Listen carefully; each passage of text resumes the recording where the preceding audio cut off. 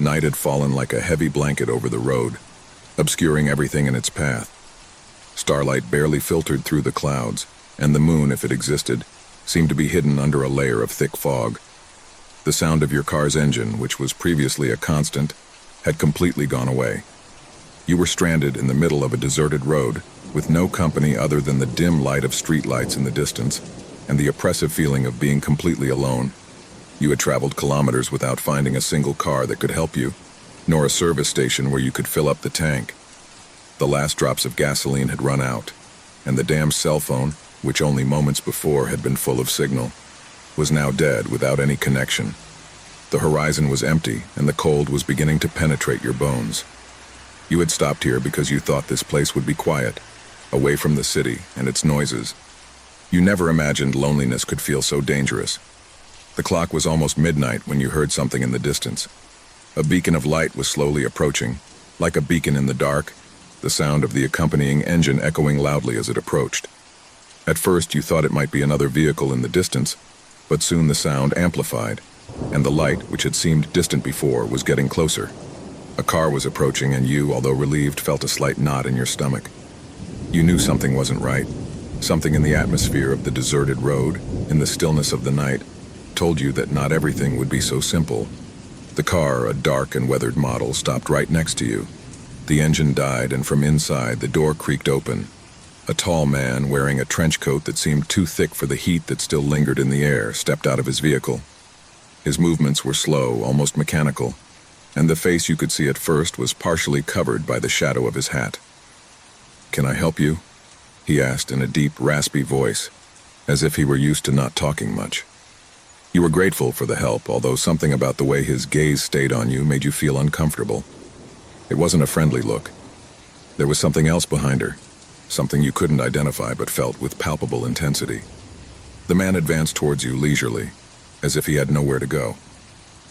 "I ran out of gas." Your voice sounded shaky, almost as if you couldn't escape the feeling of being watched by something other than his eyes. The man nodded slowly, his eyes traveling over your car and then back to your face.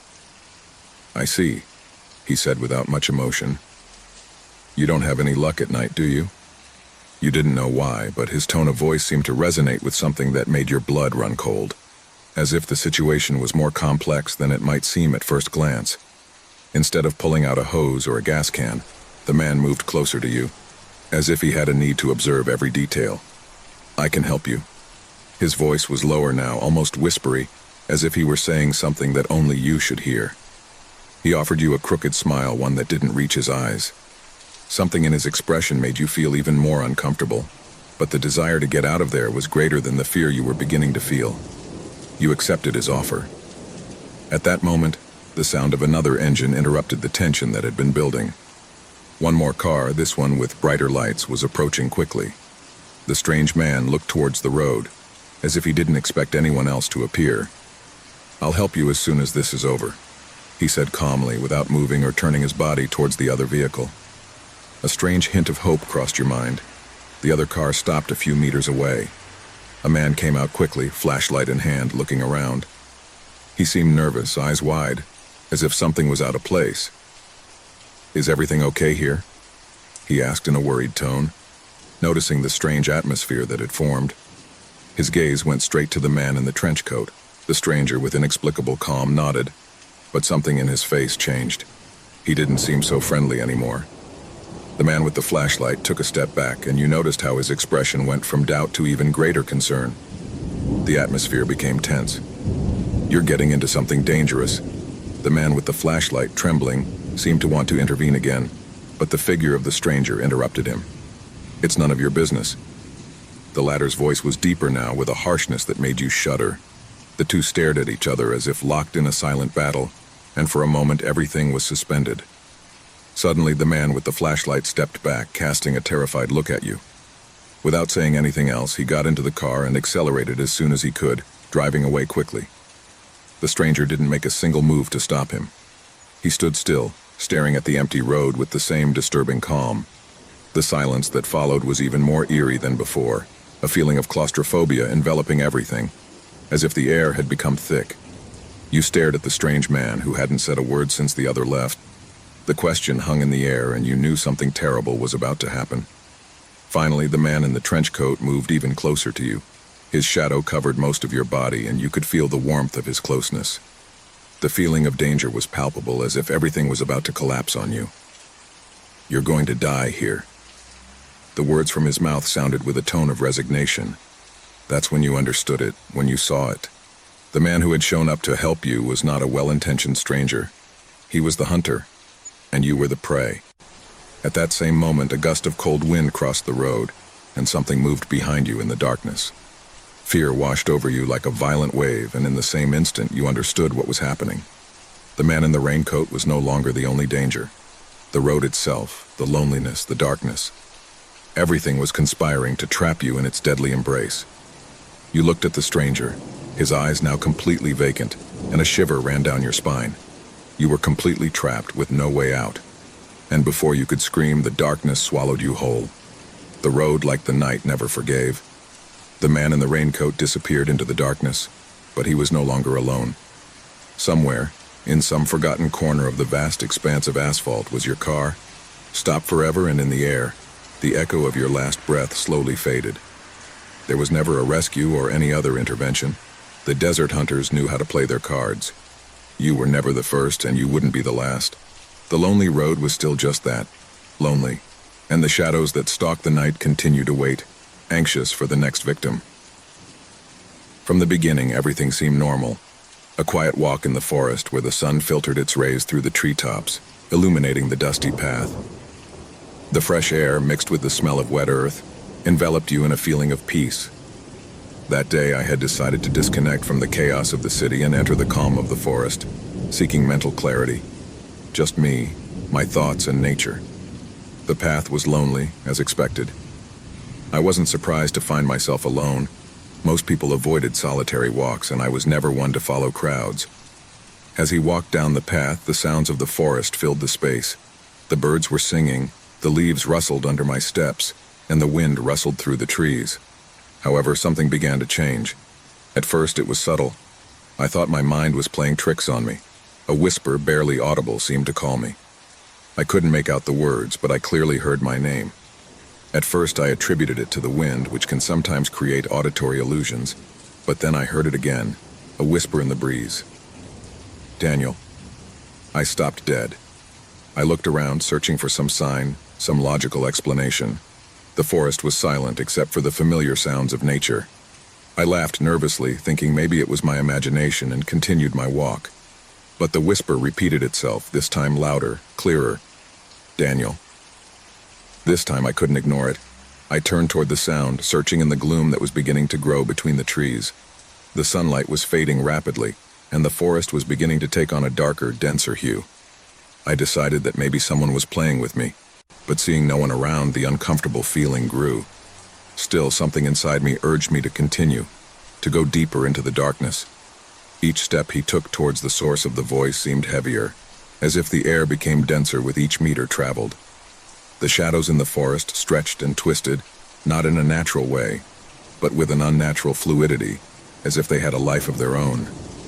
Every tree I passed seemed to be watching me, its branches moving in sync as if they were watching me. "Daniel." The voice was now unmistakable, feminine, warm, as if it knew my soul. The intrigue pushed me to continue, although a feeling of terror was beginning to settle in my chest. I didn't know what was happening, but something inside me told me that I had to continue, that I had to find out where those whispers were coming from. My steps became more hesitant, but the need to find the source of the voice became more urgent. The shadows of the trees began to move, increasingly erratic, as if responding to my presence. The ground beneath my feet was no longer solid, the roots reaching up like hands trying to catch me.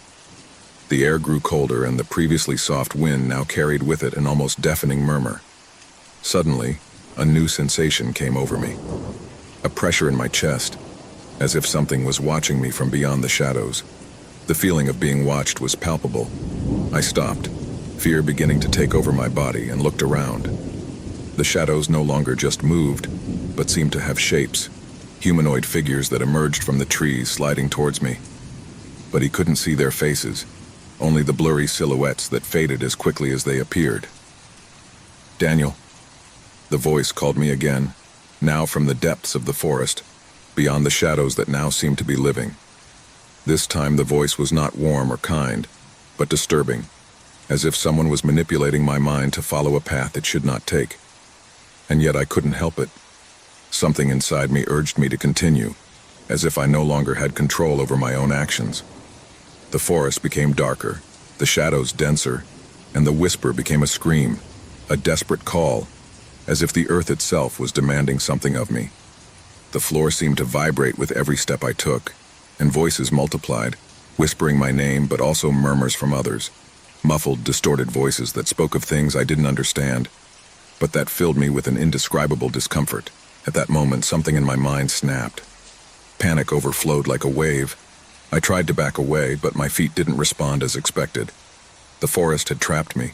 It was no longer just a physical place, but a presence that had taken over me, that played with my deepest fears. The shadows now formed figures that seemed to be stretching towards me, lengthening, growing, as if the forest itself wanted to devour me. "Daniel!" The voice echoed in my ears, louder than ever, full of desperation, as if it were coming from everywhere. I felt the pressure of something invisible on my chest, as if a cold hand was squeezing my heart. Suddenly, the air became thick, and the ground beneath my feet began to give way. I stumbled and fell to the ground, and for a moment I felt like I was falling endlessly. Panic had taken me completely, but the scream continued, incessant, a lament that pierced my soul. When my body finally hit the ground, everything stopped. The voices, the shadows, the fear. Everything disappeared in the blink of an eye.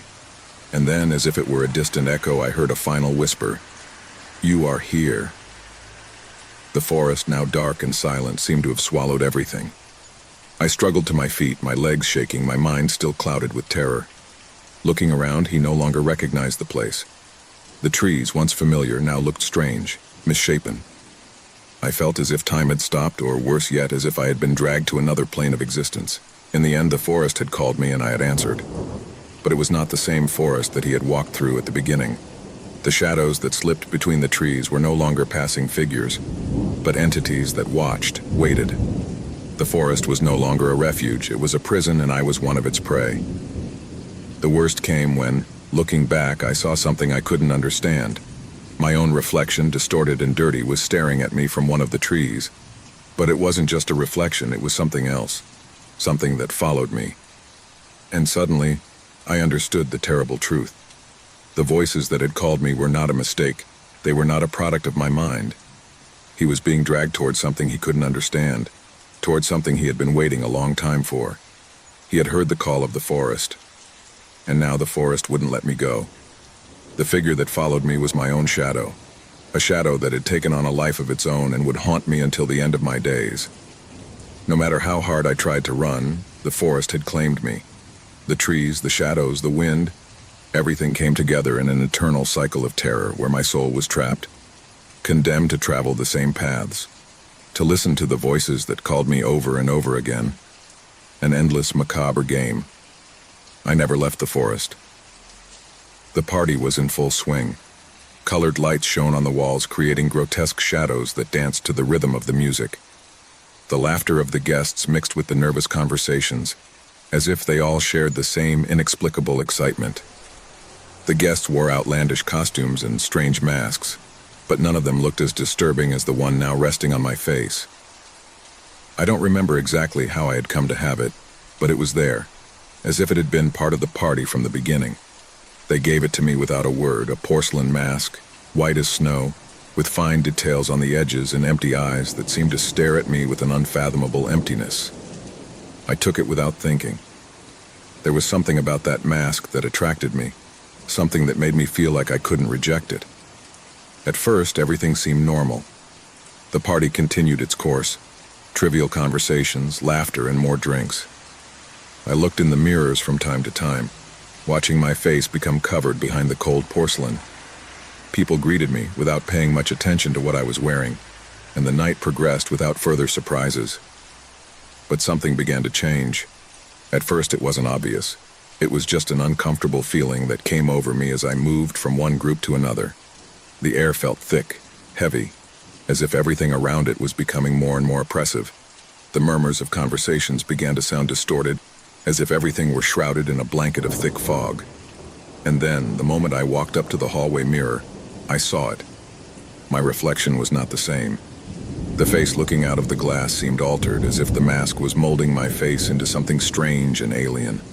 My eyes, which used to be dark, now shone with an unnatural brilliance.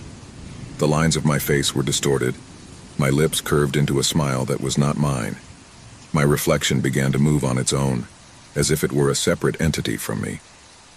I remained motionless, paralyzed by fear, watching as my reflection began to smile with an expression that was terrifying to me, foreign to my will. A chill ran down my spine and my breathing became labored. Was it the mask that was controlling me? Or was it me who was losing my sanity? What was happening to me? Restlessness grew inside me like a slow, insidious poison. I decided to leave the party. I needed to get out, take off the mask, get back to normal. But when I tried to take it off, I couldn't. The mask clung to my face with supernatural strength. I tried to pull it, to tear it, but the porcelain seemed to fuse with my skin. Each attempt to remove it was useless. The mask remained firm, as if it had always been a part of me. Desperate, I ran to the bathroom. My footsteps echoed in the empty hallways as the sound of the party faded away, plunged into a deep silence. Looking at myself in the bathroom mirror, horror took over me.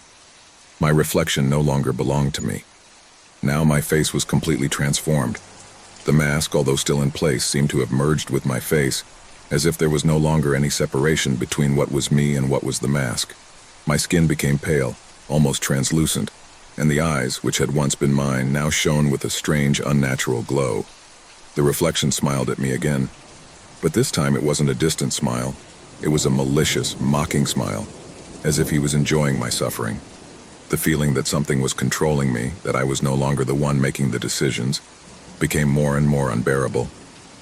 I felt my mind begin to crumble, as if the mask was taking possession of my soul, molding me to its will. I ran towards the bathroom door, but the moment I touched it, an invisible force pushed me back. I fell to the ground, and for an instant the world around me faded away. The air grew thick and darkness enveloped me like a heavy blanket. But when I raised my head, I saw something even more terrifying. The people at the party were no longer there. The house, which was once full of noise and life, was now empty, falling apart as if it had been abandoned for years. The walls were covered in dark stains, the lights flickered intermittently, and the floor creaked under my feet. The worst of all was that he was not alone. My reflection, that alien entity that took control of my body, walked next to me, looking at me with that same cruel smile. Fear overwhelmed me completely, but there was nothing I could do to stop it. The mask, which had previously seemed like just another accessory, was now an integral part of me, a part that I couldn't escape. I felt trapped in a foreign body, as if I no longer had control over what I did. My movements, my face, everything seemed controlled by something else. "Who are you?" I whispered, trembling. The voice that came out of my mouth was not mine. It was a strange, deep voice full of evil. It wasn't me who was talking. The mask had taken everything. My reflection approached slowly, its smile even wider, as if it were mocking me. "Who am I?" he repeated, and the voice that emerged from his mouth was not human, but something darker, something that did not belong to this world. "I am what you have become. I am what you never wanted to be." Terrified, I tried to run, but the reflection followed me. Its steps were mine. Its shadow stalked me. The hallway stretched on endlessly, and the exit door always seemed to be at an impossible distance to reach. My hands shook as they touched the walls, as if the house itself was rejecting me, as if everything around me was trying to absorb me. Suddenly a voice whispered in my ear. It wasn't my reflection, it wasn't anyone physically there, but I felt it with a terrifying intensity. "There is no way out. The mask does not come off. Now you are part of it, and it is part of you." Desperation consumed me. He no longer knew if the reality he was living was real or if everything had been a fantasy crumbled by madness. All I knew was that the mask had claimed me, that my soul was no longer mine. And as my reflection approached, its eyes shining with palpable evil, I understood that I could never escape. It was a moonless night, the cold air cutting through the half-open window of the car. The road stretched before me like an endless tunnel of darkness. The headlights of my car were the only thing breaking the blackness, briefly illuminating the empty asphalt highway. My watch read 2:35 a.m., and I had been driving for hours without meeting a single soul on the road. My destination was a small town on the other side of the hills, but the journey was becoming endless. There was something unsettling about this deserted highway, something I couldn't place but that was slowly crawling under my skin. The trees on both sides of the road moved in the wind, but there seemed to be no life in them. There were no signs, no cars that could indicate that someone else shared that same darkness. The only thing I could hear was the constant sound of the tires spinning on the asphalt, the engine roaring through the void, and my own breathing somewhat accelerated as the feeling of loneliness took over me more and more. Suddenly, in the distance, I saw the lights of another car. At first, I thought it was a mirage caused by fatigue, but as it got closer, the lights became more intense, more real. At first, I thought he would move out of the way, like any other driver who respects other people's space. But not. The car began to approach me with an alarming speed, too fast to be simply a coincidence. He couldn't see the vehicle clearly from where he was, but he was sure something was wrong. Anxiety took over me and I sped up a little more. But the car did not reduce its speed. It was getting closer and closer. I looked in the rearview mirror and saw the lights that had almost reached me. The car was still right behind me, without deviating from the route, without stopping following me. My breathing became more erratic and my mind began to think of the most terrifying possibilities. What did he want from me?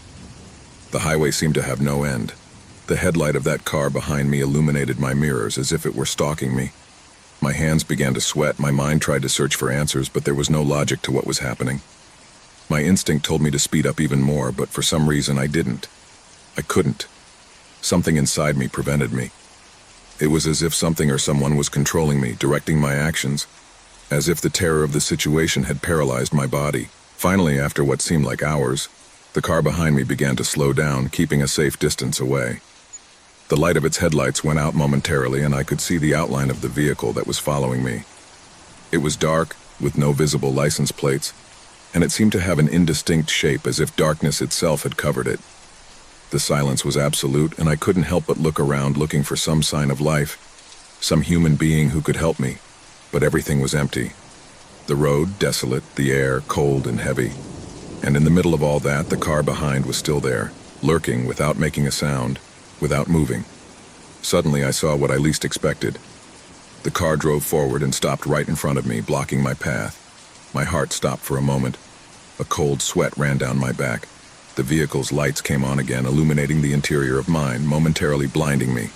A man got out of the car with disturbing calm. His figure was difficult to make out, but he was in no hurry. He walked to my car as if everything was under his control, as if there was no reason to fear him. His face was in shadow, covered by the hat and long coat he was wearing. The only thing that could be seen clearly were his eyes, intense, fixed, as if they were observing me with a penetrating certainty. He reached my window and tapped it lightly, causing the glass to shake. "Do you have a moment?" he said in a soft tone, but it still made my blood run cold. He didn't seem to be in a hurry, like he was enjoying the moment. I didn't answer. My mind was chaos, full of questions and fears that I didn't want to accept. What did he want from me? Why had he been following me all this time? "Listen," he continued, without waiting for a response. "Your right rear tire is about to blow out. It is not safe to continue driving with it in this state. You better stop." My eyes widened and fear began to take over my body.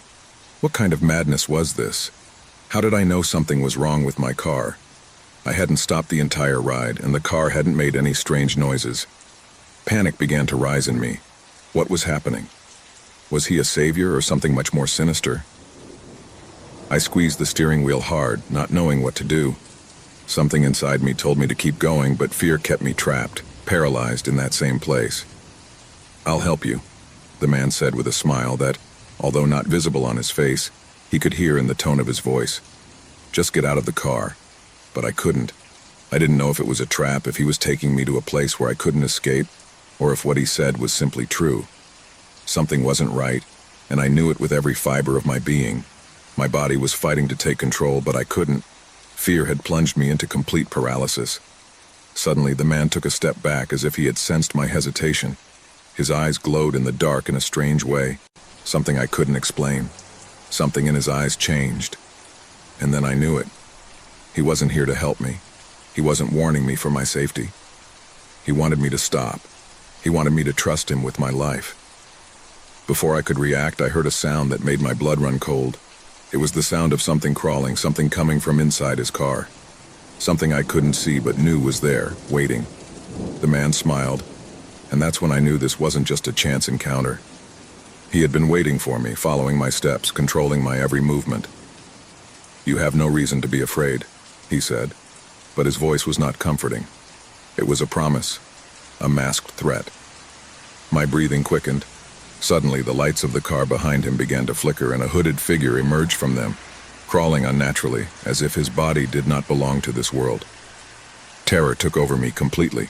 The figure approached slowly, as if basking in the anticipation of the moment. He could no longer look at the man, nor at the figure behind him. Everything was blurring in my mind. I could only think about escaping. I started the car hard. The engine roared, and I put it in reverse. The man shouted something, but I could no longer hear him. I just knew I had to get out of there. But when I looked in the rearview mirror, it was too late. The car and its dark figure vanished into the blackness of the road as if they had never existed. The road was empty as it had been at the beginning. He was no longer being followed. But I wasn't safe either. The man was not a savior. He wasn't someone who wanted to help me. His presence was just part of something much bigger. A trap designed to trap me, to make me part of a reality I didn't understand. Despite having escaped from him, I never stopped feeling his gaze, his presence. Every time I closed my eyes, I could feel him behind me. And although he was no longer on the road, he knew that the darkness had claimed him. I never made it to town, and no one heard from me again. There was something strange about the cabin from the moment I arrived. Nothing I saw out of place seemed to justify the sensation that coursed through my body. A slight discomfort, a pulling on the skin as if something was watching me from the shadows. The trees surrounding the cabin were tall and dense, as if they were trying to embrace the place. But that didn't worry me. What worried me was the calm. It was not the relaxing tranquility of a nature retreat. It was the calm of something that knew too much, the calm that precedes a whisper in the dark, a movement that should not be there. I hadn't realized how bad I felt until I entered the cabin. The thick wooden door creaked open, but that wasn't the sound that chilled my blood. It was the silence that followed him. There was no echo, no noise, not even the creaking of wood in the structure of the cabin. It was as if the sound simply died out in the air, absorbed by something I couldn't understand. I put my suitcase on the table and took a quick walk around the place. The cabin was simple, rustic, but cozy. A fireplace in one corner, a wooden table in the center, a vase on a shelf that showed withered flowers. The decoration was austere, but warm. There shouldn't be anything that would make me feel uncomfortable. Hours passed, and night fell over the forest. The air was fresh and sharp, and the lights in the cabin came on at dusk. I sat by the fireplace with a cup of hot tea, searching my thoughts for a way to relax them, to erase the tension that had been taking over my body. Maybe it was just the stress of daily life, I thought, or the loneliness I felt in the middle of nature. But something wasn't right. As the night progressed, I began to hear noises, little whispers, creaks, as if someone was walking close to the walls without actually stepping on the floorboards. At first I thought it might be the sound of trees moving in the wind, but that idea soon dissolved. The wind whispered no words. I stood up from my chair with a slight feeling of panic, trying to rationalize what was happening. I walked towards the kitchen, but when I returned to the living room, something made me stop. The vase. The vase of withered flowers was no longer on the shelf. He didn't remember touching it, but he couldn't be sure. I searched the entire room, checking every corner, but I couldn't find the vase. Finally, I saw it. It was on the floor next to the fireplace, as if someone had dropped it. I took a deep breath, trying to calm down. Maybe he had moved it accidentally. But there was something else at that moment, something he couldn't identify, something that hovered in the air, that whispered to me that I shouldn't be there. It was a deep feeling of unease, as if the cabin itself was watching me. That night I didn't sleep. I stayed in the chair by the fireplace, my eyes fixed on the shadows that slid along the walls. Every creak, every noise made me jump out of my chair, and when I looked up at the windows, I saw nothing but darkness. The feeling of being watched did not disappear, but grew. The tension grew in the air, thick as a fog, and with each passing minute, my body grew more tense. My nerves sharpened. The next morning came, but it brought me no comfort. On the contrary, something worse happened. The vase was back in its place on the shelf as if nothing had happened. At first, I felt relieved, like it was all a figment of my imagination. However, upon realizing what had happened, a chill ran down my spine. There was no way for the vase to return to its place by itself. I had seen him fall the night before. A deep fear settled in my chest. Something was in the cabin, something that didn't belong here, something that was playing with me. The afternoon slipped by slowly, but the hours passed in a torrent of anxiety. I decided to take a walk in the woods, thinking that I could calm down, that I could think clearly. But the forest didn't give me any peace. In fact, the air seemed thicker than he remembered, as if it was being sucked in by something foreign. Every step I took on the earthy ground was absorbed by my surroundings, and I felt like something was watching me, lurking in the shadows. However, upon returning to the cabin, something worse happened. The vase was on the floor again. This time, however, the flowers weren't just wilted. They were dry, decomposed, as if they had been there for weeks, as if something had left them there for a purpose. Something had left them for him to see, to touch, to know that he was no longer alone. A deep terror enveloped me as I realized that I could not escape. I decided to investigate. He remembered the legends he had heard from the people in the nearby town about the old cabins that had been built centuries ago. The cabins in the forest were said to be built on ancient forgotten grounds, where the spirits of lost souls still wandered, trapped between two worlds, waiting to be freed by those foolish enough to approach. That night I couldn't sleep. Fear gripped me as I listened to the creaks and rustles within the walls.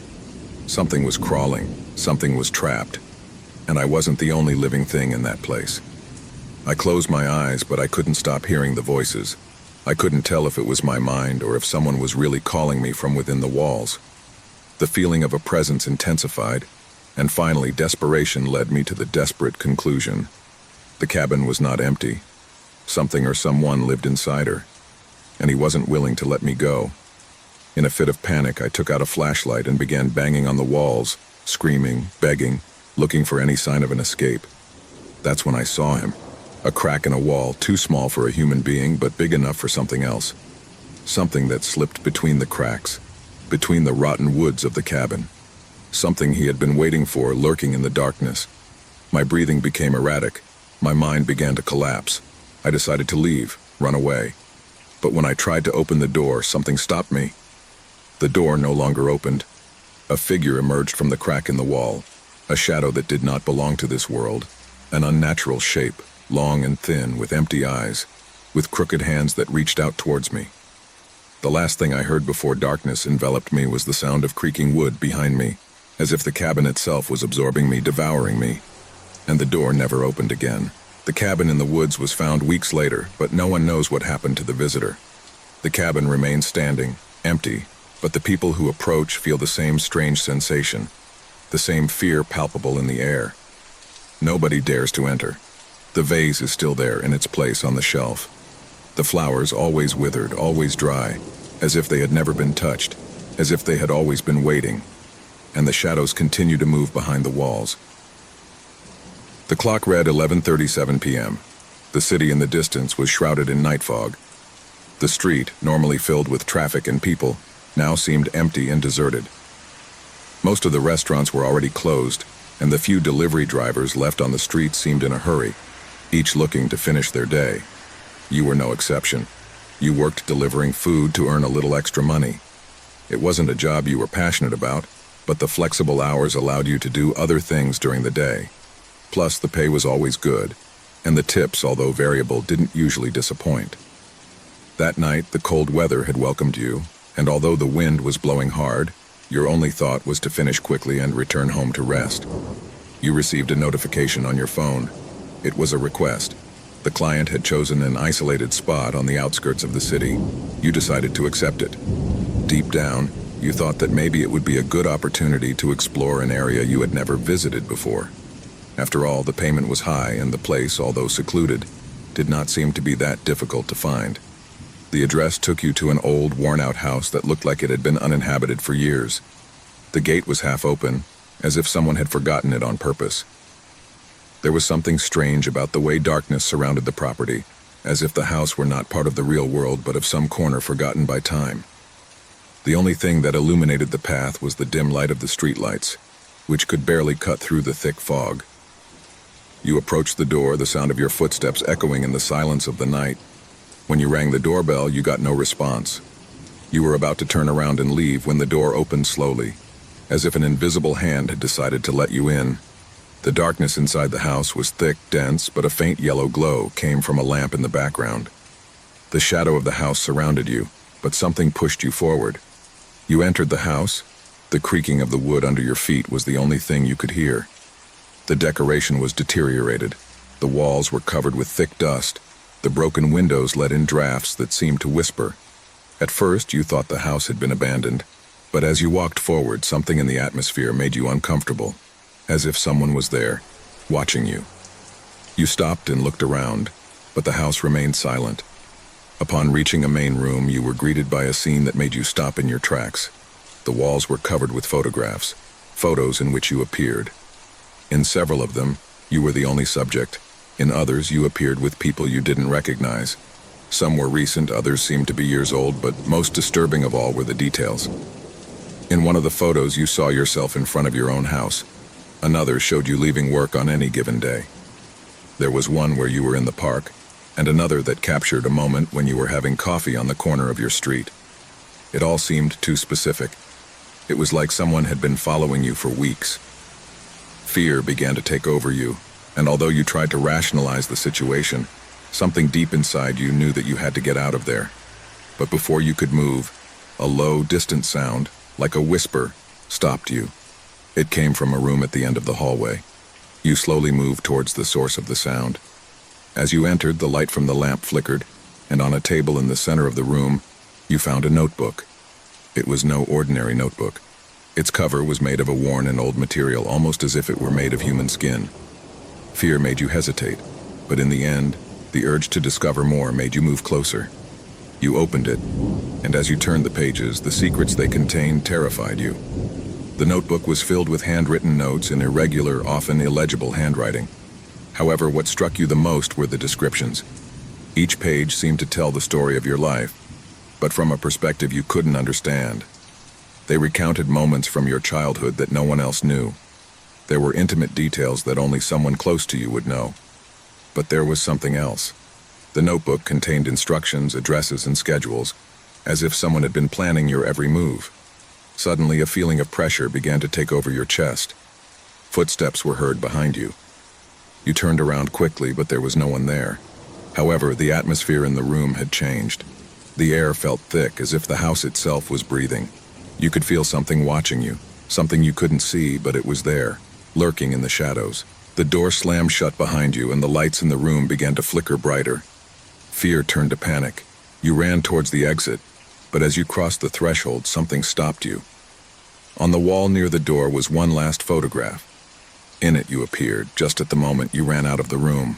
It was as if they were waiting for you, as if they already knew what you were going to do. You managed to get out, but the cool night air didn't ease the fear you felt. You quickly got into your car and started the engine with shaking hands. When you looked in the rearview mirror, a shiver ran through your body. There was no one behind you. However, on the window glass, one last image appeared, your own face in the dark, eyes wide open. Something had been watching you the whole time. As you continued down the road, the sound of the car's engine seemed to fade into the distance. Darkness surrounded you, and even though you knew you were far from that house, the fear was still palpable. Something else was there, lurking in the shadows, waiting. And the question that tormented you now was the same one you had asked yourself at the beginning. Who was behind all this? The answer, although you never got it, would haunt you for the rest of your days. Since I moved into the neighborhood, everything seemed normal.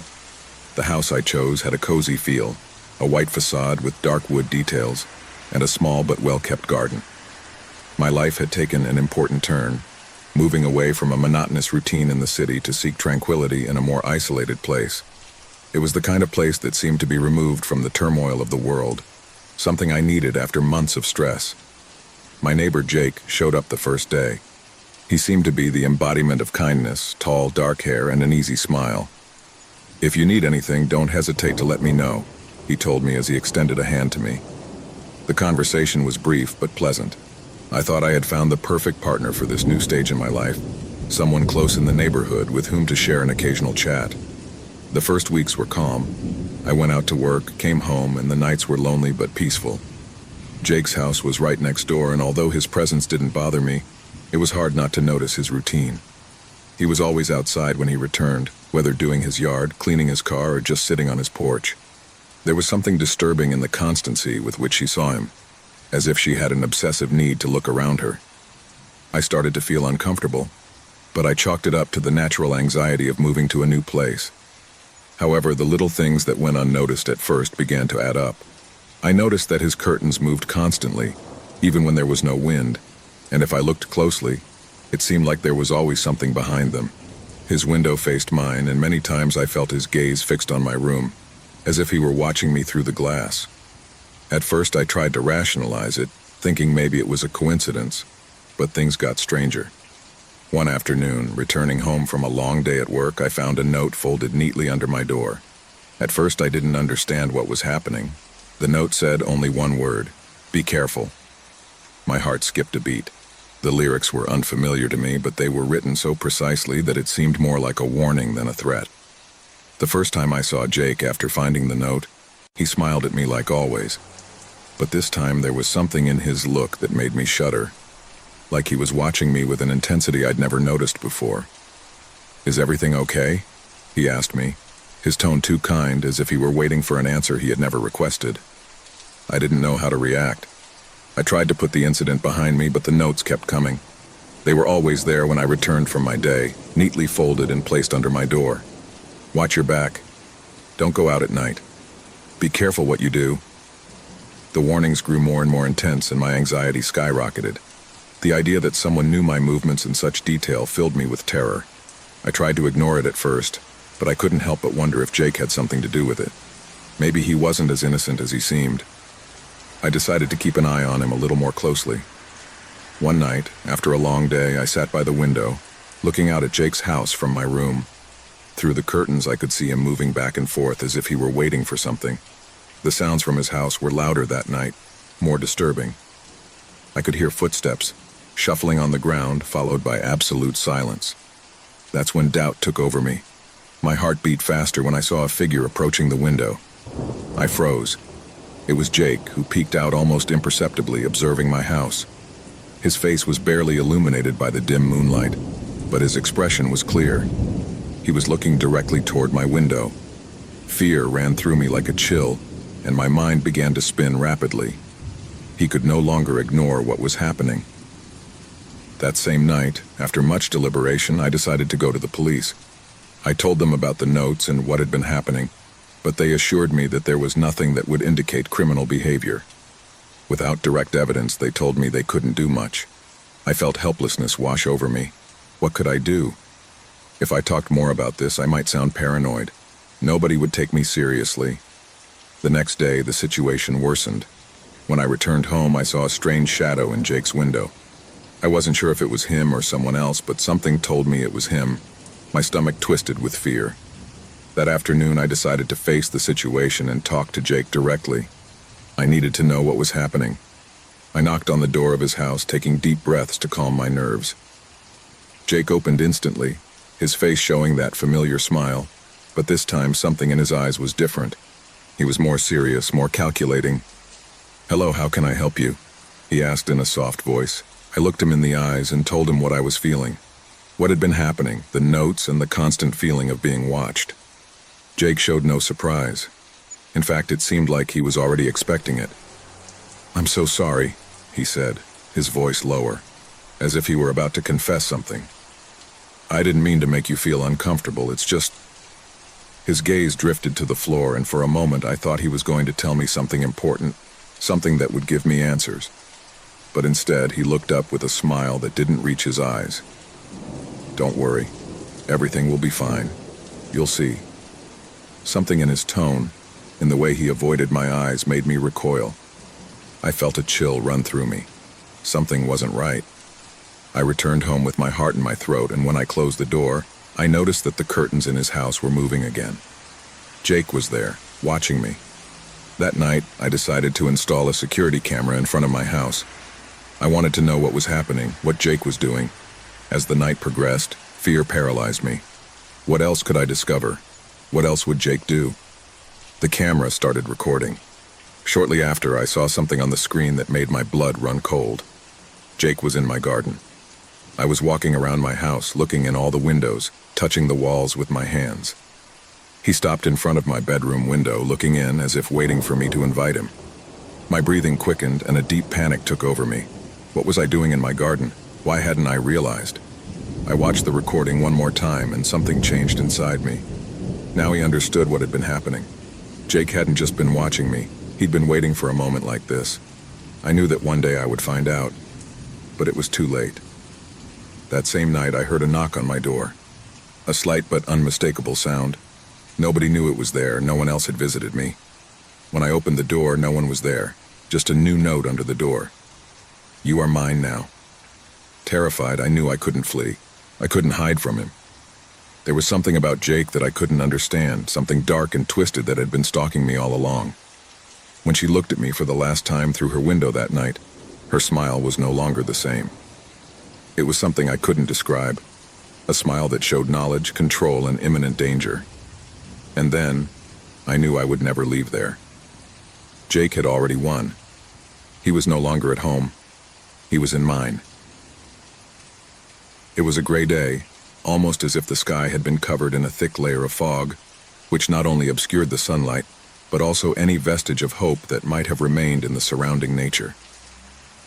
I was walking through the forest, following a path I had known well since my childhood. The route was simple. The trees stood like silent giants, covering the path with a comforting shadow. But today, everything seemed different. Everything felt heavier, more oppressive, like the forest was about to tell me a secret I didn't want to know anything about. Suddenly, as I rounded a bend in the trail, I came across something I didn't expect, an abandoned cabin. It looked like it had been there for years, with its walls deteriorating and the roof sagging under the weight of time. The place not only seemed empty, but exuded a strange feeling of desolation, as if no one had set foot inside for decades.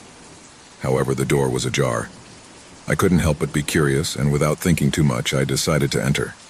The air inside was thick, almost impossible to breathe, as if every corner was permeated with the souls of those who once inhabited that space. The floor creaked under my footsteps, echoing alarmingly in such a quiet place. As my eyes adjusted to the darkness, I began to notice something disturbing.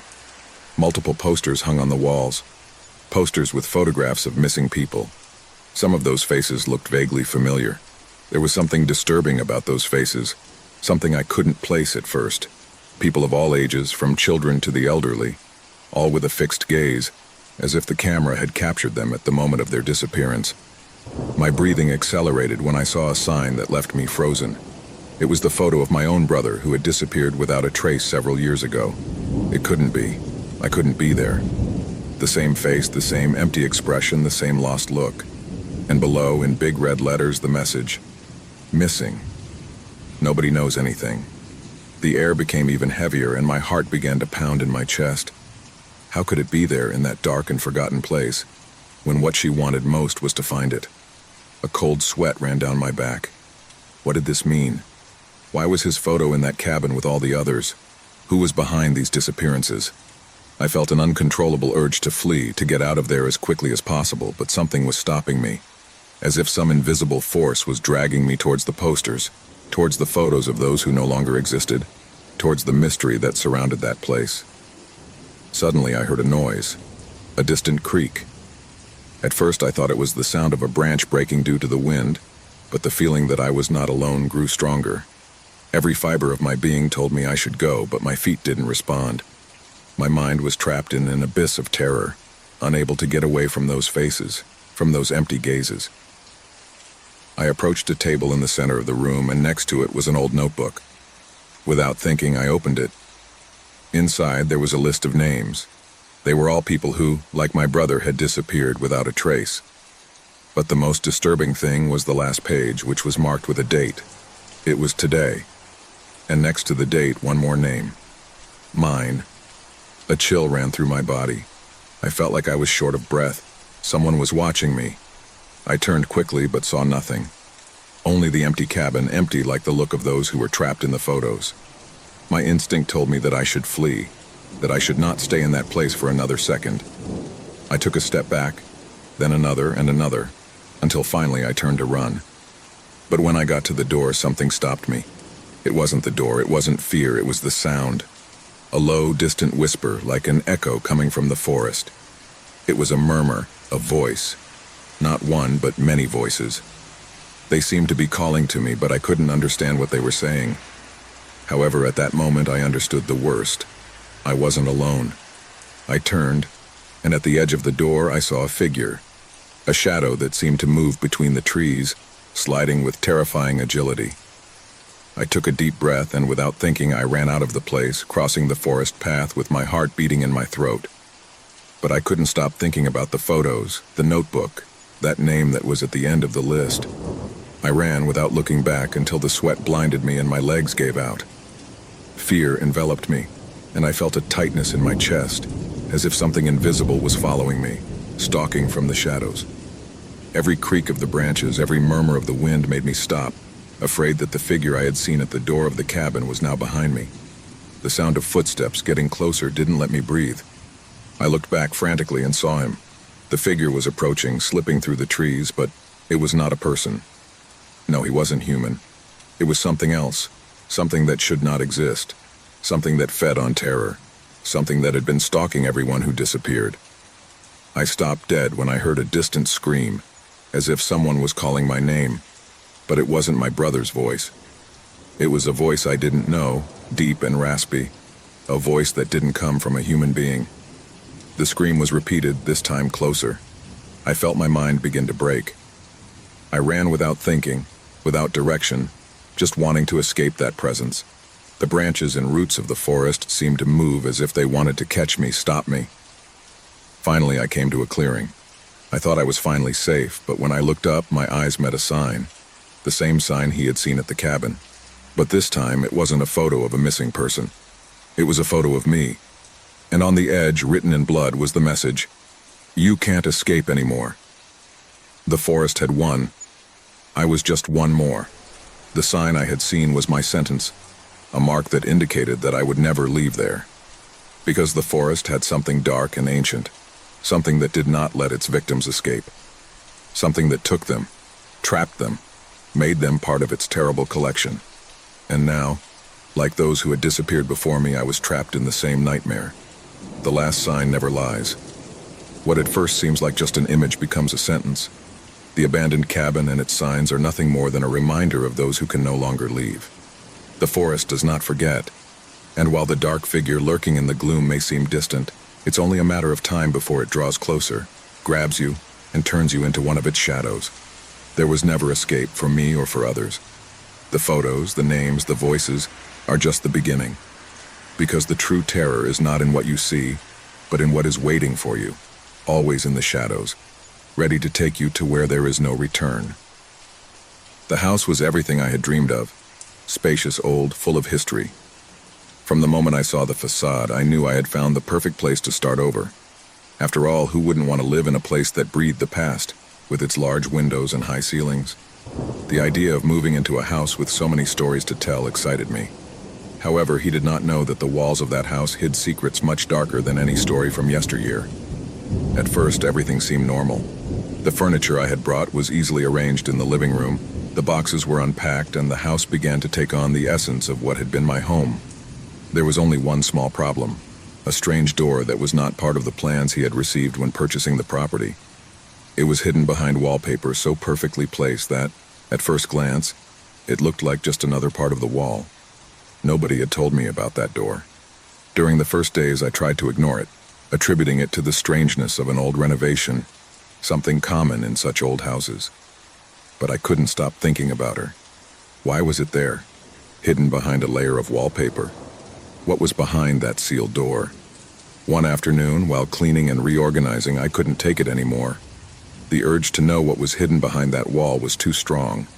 Armed with a razor and almost desperate determination, I began to strip away the wallpaper. I tore it carefully, afraid of damaging the wood behind it, and soon the shape of an old door began to reveal its silhouette. The wood, aged by years, was covered in a layer of thick dust as if no one had touched it in decades. Breathing heavily, I approached the door and knocked on it. She was cold to the touch, as if she didn't belong with the rest of the house. I felt a pressure in my chest, as if something was watching me. But my curiosity was stronger than any irrational fear. I squeezed the knob, which turned with disturbing ease, as if it weren't sealed at all.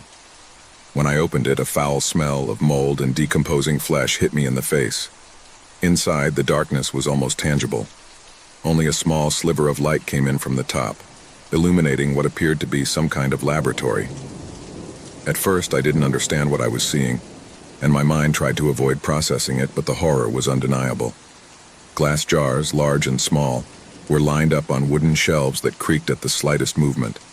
The jars were filled with cloudy liquids, and inside were human remains.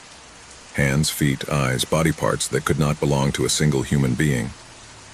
I shuddered to recognize that these remains did not belong to a single body. They were fragments, as if someone had been collecting parts from many people for years. My mind began to spin, searching for answers in the chaos of that room. Each jar contained something creepier than the last: leather that had been tanned, broken bones, pieces of rotting meat. But the worst of all was not that. The worst was what was in the center of the room. A body. He was completely still, but you could see a slight shaking in his chest as if he were breathing. How was that possible? The body looked human, but something about it was completely strange. The skin was too pale, the eyes were sunken, and his mouth was slightly open, as if he was trying to say something. However, he did not move except for that irregular breathing, as if he still had some life inside him. Then I saw it. In the window, right in front of the room, was a figure. A man, or at least that's what I thought at first. He was standing, watching me from the other side of the glass with a smile on his face. It wasn't a kind or friendly smile. It was a crooked smile, like someone who knows something you don't know. His eyes were bloodshot and his skin had a grayish hue, as if he had been dead for a long time. The feeling of being watched ran down my spine, a chill so strong it made me shiver. The feeling of dread grew in me, like a wave that I couldn't stop.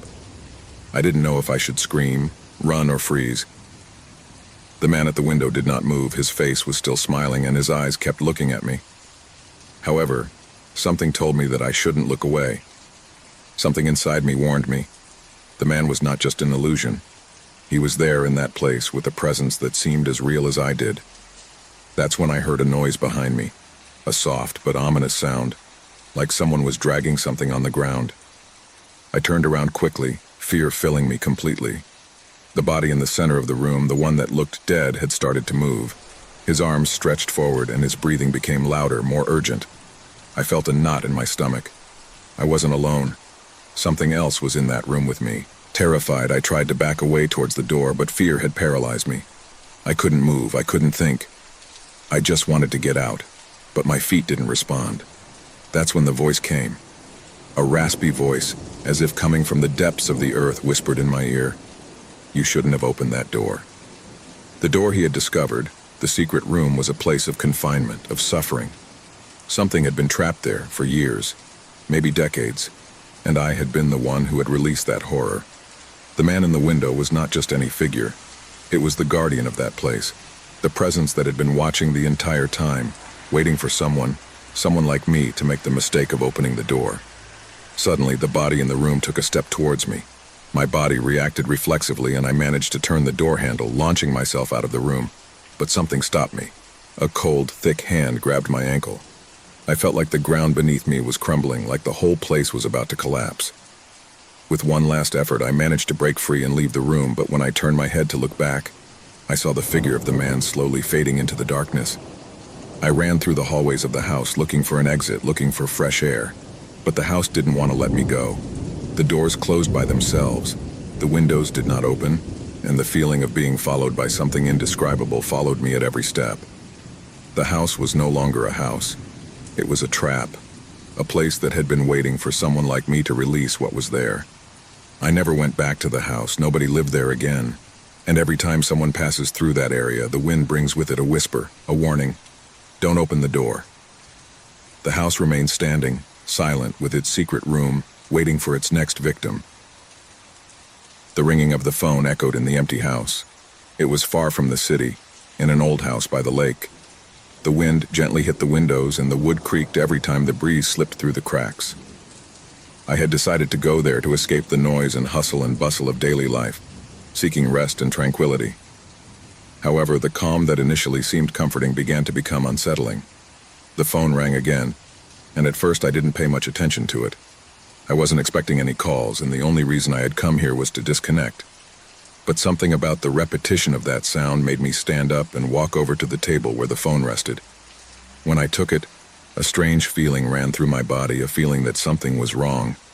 I picked up the receiver, and before I could say anything, a voice whispered on the other end of the line, "I'm in." My heart jumped in my chest. The whisper was so clear, so close. I looked around, but there was no one. My eyes scanned every corner of the room, but everything seemed in its place. The lamp, the sofa, the walls covered in old paintings. Nothing had changed. I placed the phone on the table and tried to rationalize what happened. Maybe it was a joke, a wrong call. But I couldn't shake the feeling that something wasn't right. Something in the tone of that voice, something in the calmness of his whisper, made me feel that this was not a simple joke. I decided to go down to the basement. The house had an old basement, a room that had always seemed a bit gloomy to me, but at that moment seemed like the only place where I could find any answers. As I descended the stairs, my mind kept repeating the same phrase. "I'm in." Who could have said that? What did it really mean? The basement was dark and cold, the air thick with the smell of damp.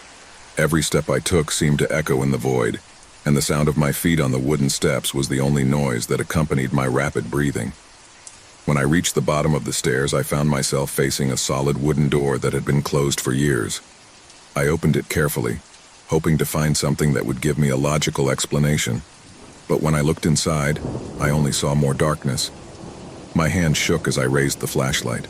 The light wavered in the darkness, creating shadows that danced against the walls. As I moved forward, a feeling of tightness took over my chest. Something wasn't right. I couldn't put a name to that feeling, but it was like the house was alive, like it was watching me. I stopped in front of an old chair in the center of the room. It was empty, but I couldn't stop looking at it. I didn't remember having seen her there before, and yet at that moment she seemed to be waiting for me.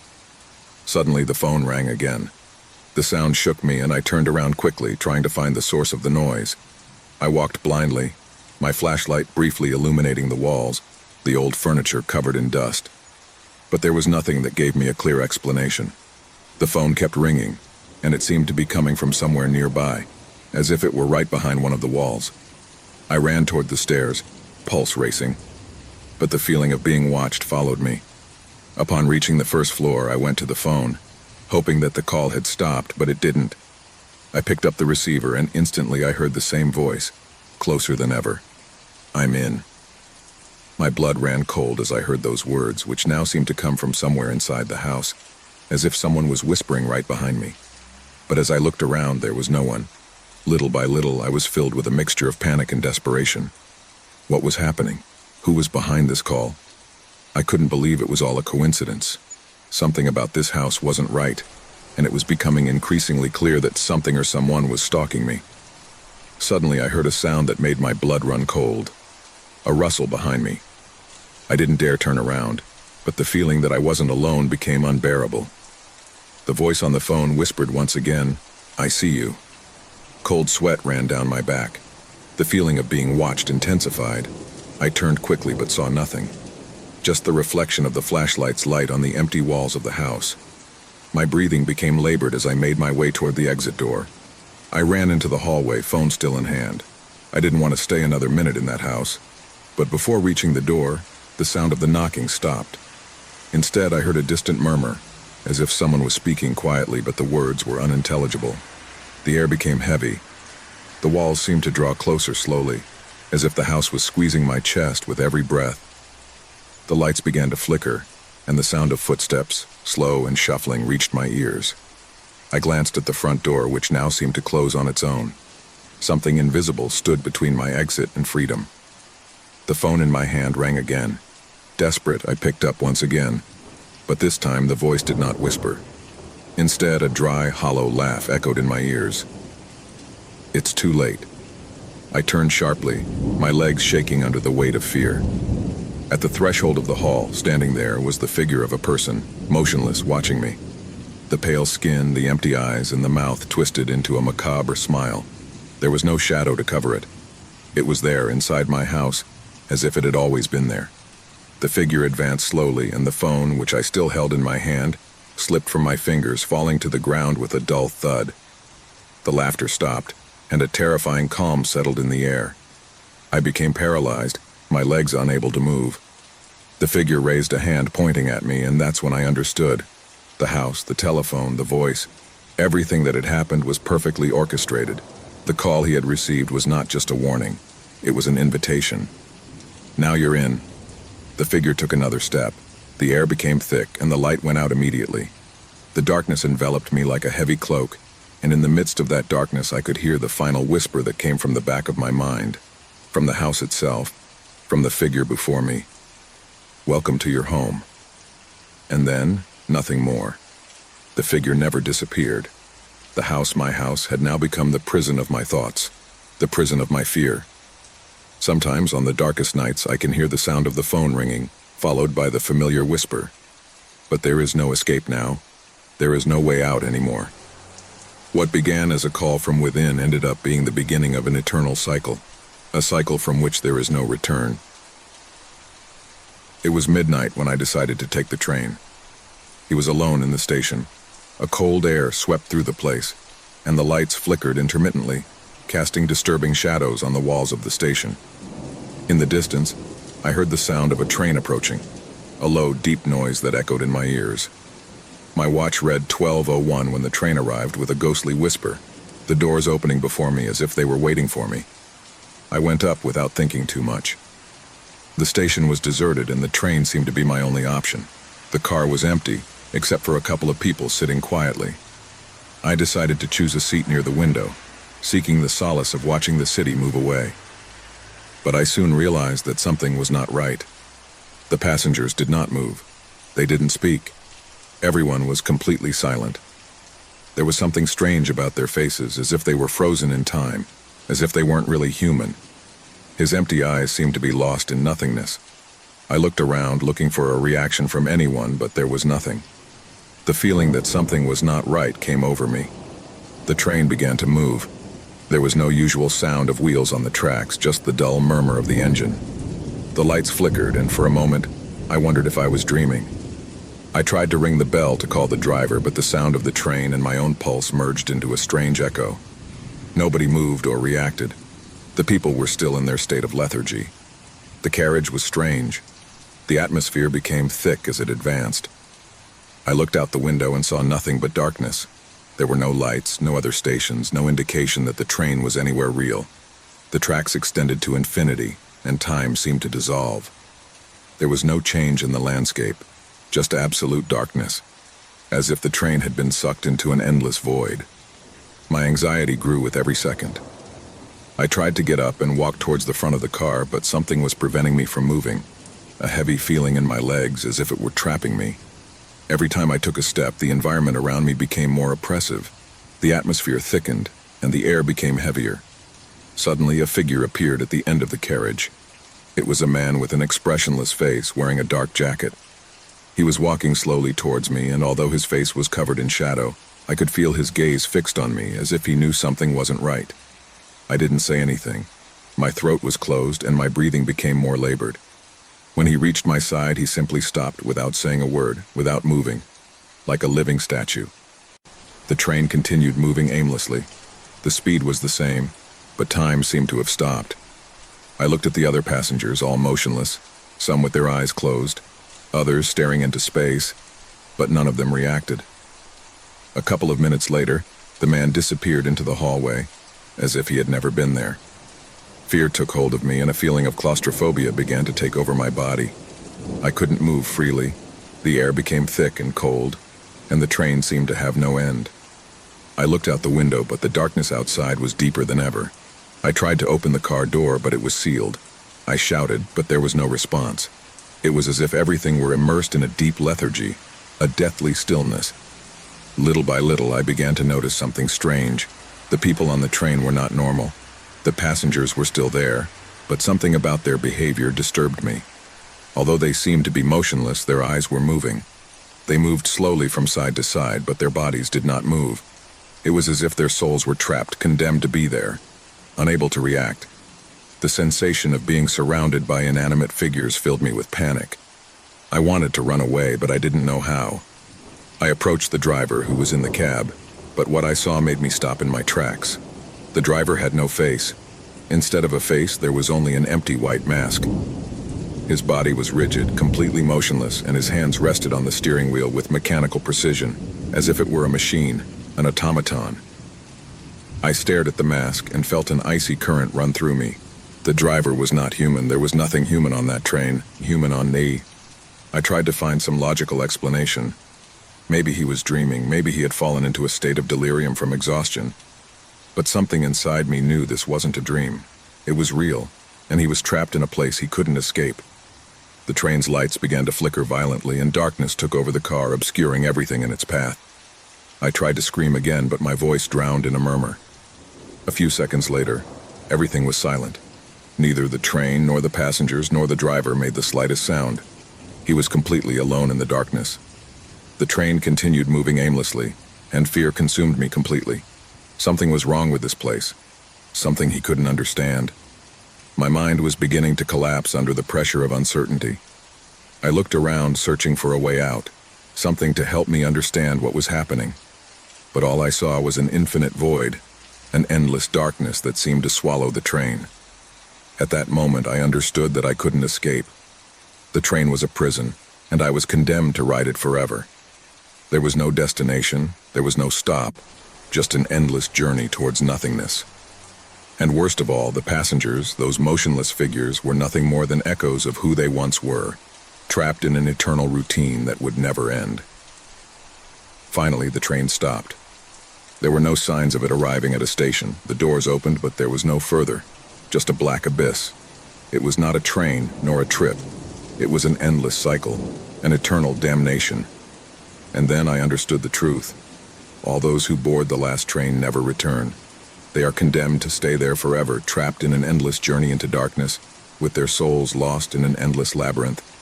I had boarded that train, and now I was one of them. One more passenger, trapped in oblivion, never able to get off. When I decided to move to the university campus, I never imagined that my life would completely change over the course of a few months. It had been a difficult transition, leaving behind the quiet life of my hometown to move to a place full of strangers, new faces, voices that mixed in the hallways of campus. But college life, with its promise of independence, adventure, and new friendships, drew me like a magnet. At first, everything seemed normal, or at least enough for me to adapt quickly. University was what I had been told, exhausting, demanding, but fascinating. My roommate, Sarah, was quiet. He was always in his corner of the room, reading or looking at his phone. We barely exchanged words, and when we did, it was to talk about the most basic things: homework, class schedules, or comments about the food in the cafeteria. Sometimes I wondered if she really lived there. So rarely did I see her do anything other than study or sleep. Being more extroverted, he asked me questions about his life, but I always diverted the conversation or simply responded with monosyllables. It didn't bother me because, at the end of the day, all I needed was someone to share the space with. I didn't care if she wasn't my best friend. It was one morning when I found her in her bed, looking out the window. He didn't move when I entered the room, and his gaze was lost, as if he were in another world. I didn't pay much attention to it at first, but something about the atmosphere made me feel uncomfortable. I went to the kitchen to make myself breakfast, and when I returned to the room, something caught my attention. A bright red stain on her sheets. It wasn't much, just a couple of drops, but the color made me stop. At first I thought it could have been something simple, like an accident with a beauty item or a food stain. But something inside me didn't let me calm down with that idea. The rest of the day passed without incident, but the stains on the sheets were still there, like a shadow I couldn't ignore. That night I had a hard time falling asleep. Something was wrong, not just with the stains, but with Sarah. The room, which had always had a somewhat somber atmosphere, seemed heavier than ever. At first I tried to ignore it, but the uneasiness grew with each passing second. The next day, curiosity got the better of me than my desire to ignore the matter. I decided to investigate further. When Sarah left for class, I took the opportunity to check the room. I looked at the sheets carefully, touching them cautiously, hoping to find some kind of explanation. That's when I saw something else. On the edge of the blanket, almost imperceptible, a small stain of blood, darker than the previous one, slid towards the edge of the bed. I wasn't sure what to do. The situation was becoming stranger than he imagined. At first, the only thing that prompted me to continue investigating was a vague feeling of discomfort. But the more I watched, the more I realized that what was happening with Sarah wasn't a simple accident or misunderstanding. I went to his closet, and that's where everything started to take a more sinister shape. In a closed drawer, I found a small package. Upon opening it, I found a series of strange objects. A pocket knife, a piece of torn cloth, and what looked like some kind of small diary, bound in black leather. I couldn't help but flip through it, and as soon as I did, its contents made my blood run cold. The pages were filled with disturbing writings, snippets of stories that talked about the next one, the target, the hunt, and most disturbingly, the dates coincided with the days Sarah moved to campus. I didn't understand what I was reading, but there was something about those words that chilled me.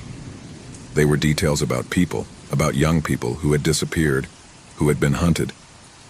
At first I tried to rationalize it, thinking that maybe it was just a horror game or a macabre fantasy. But the bloodstains and objects in his drawer told me otherwise. I decided I had to talk to Sarah. I couldn't continue ignoring the signs, but when I confronted her that night, her reaction was different than I expected. He remained silent, looking at me with a cold expression. It wasn't the Sarah I knew. Somehow he seemed like a completely different person. "I knew you'd find out one day," he said quietly, almost without emotion. That's when she told me the truth. Or at least what she thought was the truth. He revealed to me that he was not who he said he was. His life had been marked by violence, by a series of dark events that he had never wanted anyone to discover. I wasn't a reserved and quiet girl by accident. Sarah had been part of a series of strange events, covert murders in her hometown for which she herself had been responsible. She had been a hunter, not in the common sense, but in a much darker one, hunting people, stalking, observing, and finally eliminating those who were chosen. She told me that she had run away to prevent her past from catching up with her. But she knew she couldn't escape what she was. Every time someone got too close, she fell into her old pattern. Her impulses dominated her, and the only way to stop them was to keep moving, to start over somewhere else where no one knew who she really was. I didn't want to believe him. Each word seemed more absurd to me than the last, but his eyes, empty and dark, told me that everything was true. At that moment, everything inside me began to fall apart. The feeling of terror was absolute. I knew I had to get out of there, but fear paralyzed me. What could I do? How could he escape from someone like her? Someone who not only knew the darkest corners of the human mind, but could also be capable of anything. Suddenly, the lights in the room began to flicker. I heard a noise coming from the hallway, like someone was walking towards our door. Sarah stood up slowly with a smile that wasn't a smile. It was a grimace, an expression that only those who have been touched by evil can exhibit. I felt trapped. There was no way to escape. I tried to run, but when I got to the door, it was locked. I couldn't get out. She started to get closer, and at that moment I knew I had fallen into her trap. The sound of his footsteps echoed in my head, and my breathing became increasingly difficult. The last image I saw was of Sarah smiling at me. A disturbing gesture as she approached with the knife in her hand. The knife shone under the dim light of the lamp, reflecting red light, as if everything around was dyed with blood. I couldn't do anything anymore. The door to my room, which seemed to be the last exit in my life, was closed. There was no way to escape. Fear enveloped me, and terror consumed me completely. Sarah, my roommate, was not just a student. She was the hunter, and I was simply her latest prey.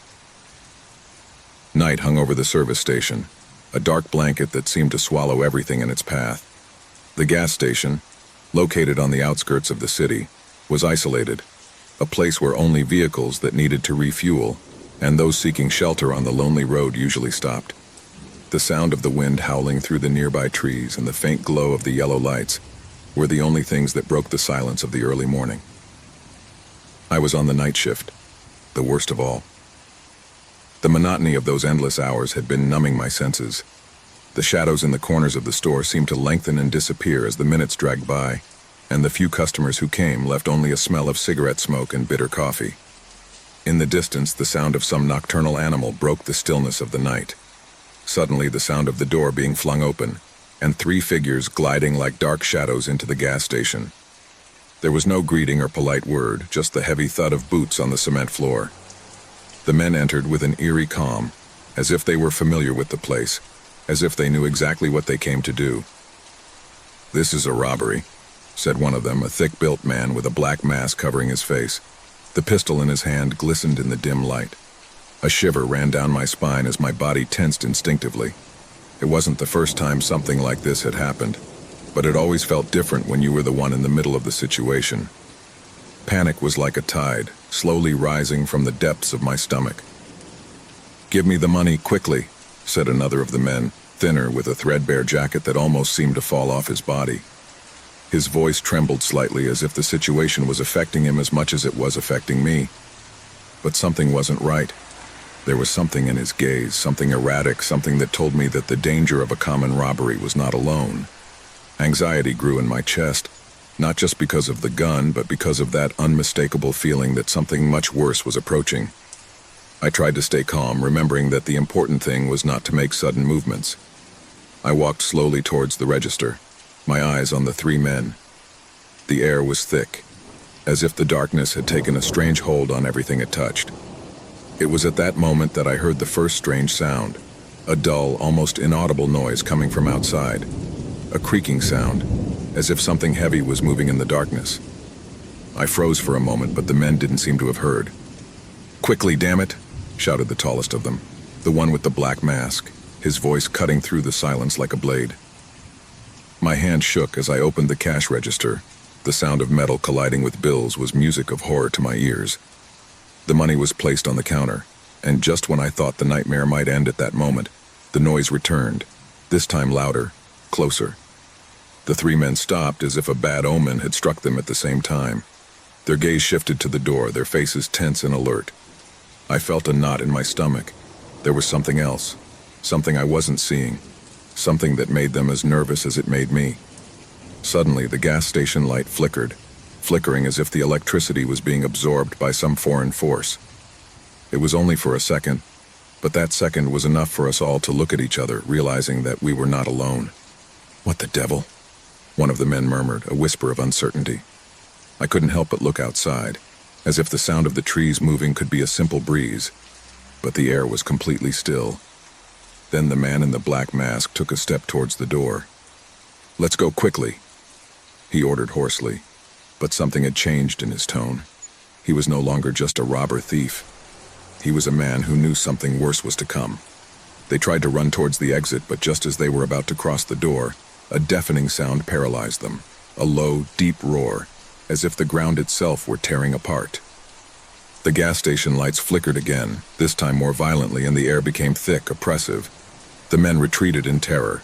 One of them fell to the ground, carried away by the panic that took hold of everyone. "What's that?" shouted the man at the entrance, looking towards the horizon as if he expected to see a monstrous figure emerge from the shadows. I couldn't respond. My body didn't respond. My mind just repeated over and over, "Don't look outside, don't look outside." But the fear was too great, the curiosity was stronger. The door to the gas station creaked, and as I looked, I saw a dark silhouette approaching at high speed. It was a human figure, but it was not human. The creature was crawling, moving in a way I couldn't understand. His arms were long, too long, and his face was covered by a layer of dense shadows that did not allow us to see beyond his eyes, which shone with a terrifying intensity. Panic gripped all 3 men at the same time. They screamed, they pushed each other, but they couldn't get out. They couldn't escape. I tried to run towards the back of the store, towards the small office, but my legs wouldn't respond. I could only hear the men's screams as the creature got closer and closer. I was trapped. We were trapped. Suddenly, the gas station was completely illuminated, blinding white light filling every corner, and the men's screams were silenced in an instant as if they were absorbed by something larger, something formless. Only the echo remained, echoing in nothingness. I ran towards the door, struggling to open it. Something was pushing me back, as if the walls themselves were trying to prevent me from leaving. My breathing was erratic, fear permeated my bones, but I finally managed to open it. When I came out, I saw him. The creature was already a few meters away from me. His eyes shone with insatiable hunger, and as I approached, the darkness itself seemed to swallow the air around me. My heart was pounding, almost to the point of bursting, and at that moment I knew there was no escape. The figure stopped in front of me, and for a brief second everything was silent. Then, before I could do anything, darkness enveloped me completely, and the world ceased to exist. Silence spread through the gas station. The light went out again, and the creature faded into the darkness. Only the empty station remained, with the cash register open and money scattered on the floor. The three men were never found, but if someone stops to look carefully at the gas station's security cameras, they might see something strange. A last glimpse of the creature's face reflected in the glass. A face that, for a brief second, looks like me. It was a quiet night, the typical afternoon when the city seemed to be a distant echo of everything that really mattered. The gentle breeze drifted through the open window of Javier's small apartment. It wasn't a big or luxurious place, but it was enough for him. The important thing was the peace I felt at the end of each day, the comfort of being home after long hours of work. It had been an exhausting week, full of stress and endless tasks at the office. That night, he decided to relax, disconnect, and enjoy his nightly ritual, the radio. The sound of the radio always accompanied him, his favorite station, the one he used to listen to relax while reading a book or simply resting. It was something every day, a background noise that was already part of his life. At that moment, Javier lay down on his couch, the volume of the radio low, just enough for the melodies to fill the atmosphere. The soft light of the lamp on the table gave a cozy air to the room, while the city, oblivious to everything, continued its course. But that night, something changed. Something I would never have imagined. The song started playing unexpectedly, interrupting the usual music coming from the speaker. It wasn't a melody he recognized, not even one that sounded familiar. At first, Javier thought it was one of those weird songs that they occasionally played on the radio for a change, but as the melody progressed, something began to bother him. The singer's soft, ethereal voice seemed to whisper words that at first seemed to be just random lyrics. But soon Javier realized that something was not right. The lyrics were strangely precise, too specific. The first line said, "Since you woke up this morning, the city watched you in silence." Javier frowned, feeling something running down his back like a cold current. The song continued, but the feeling of discomfort took over him little by little.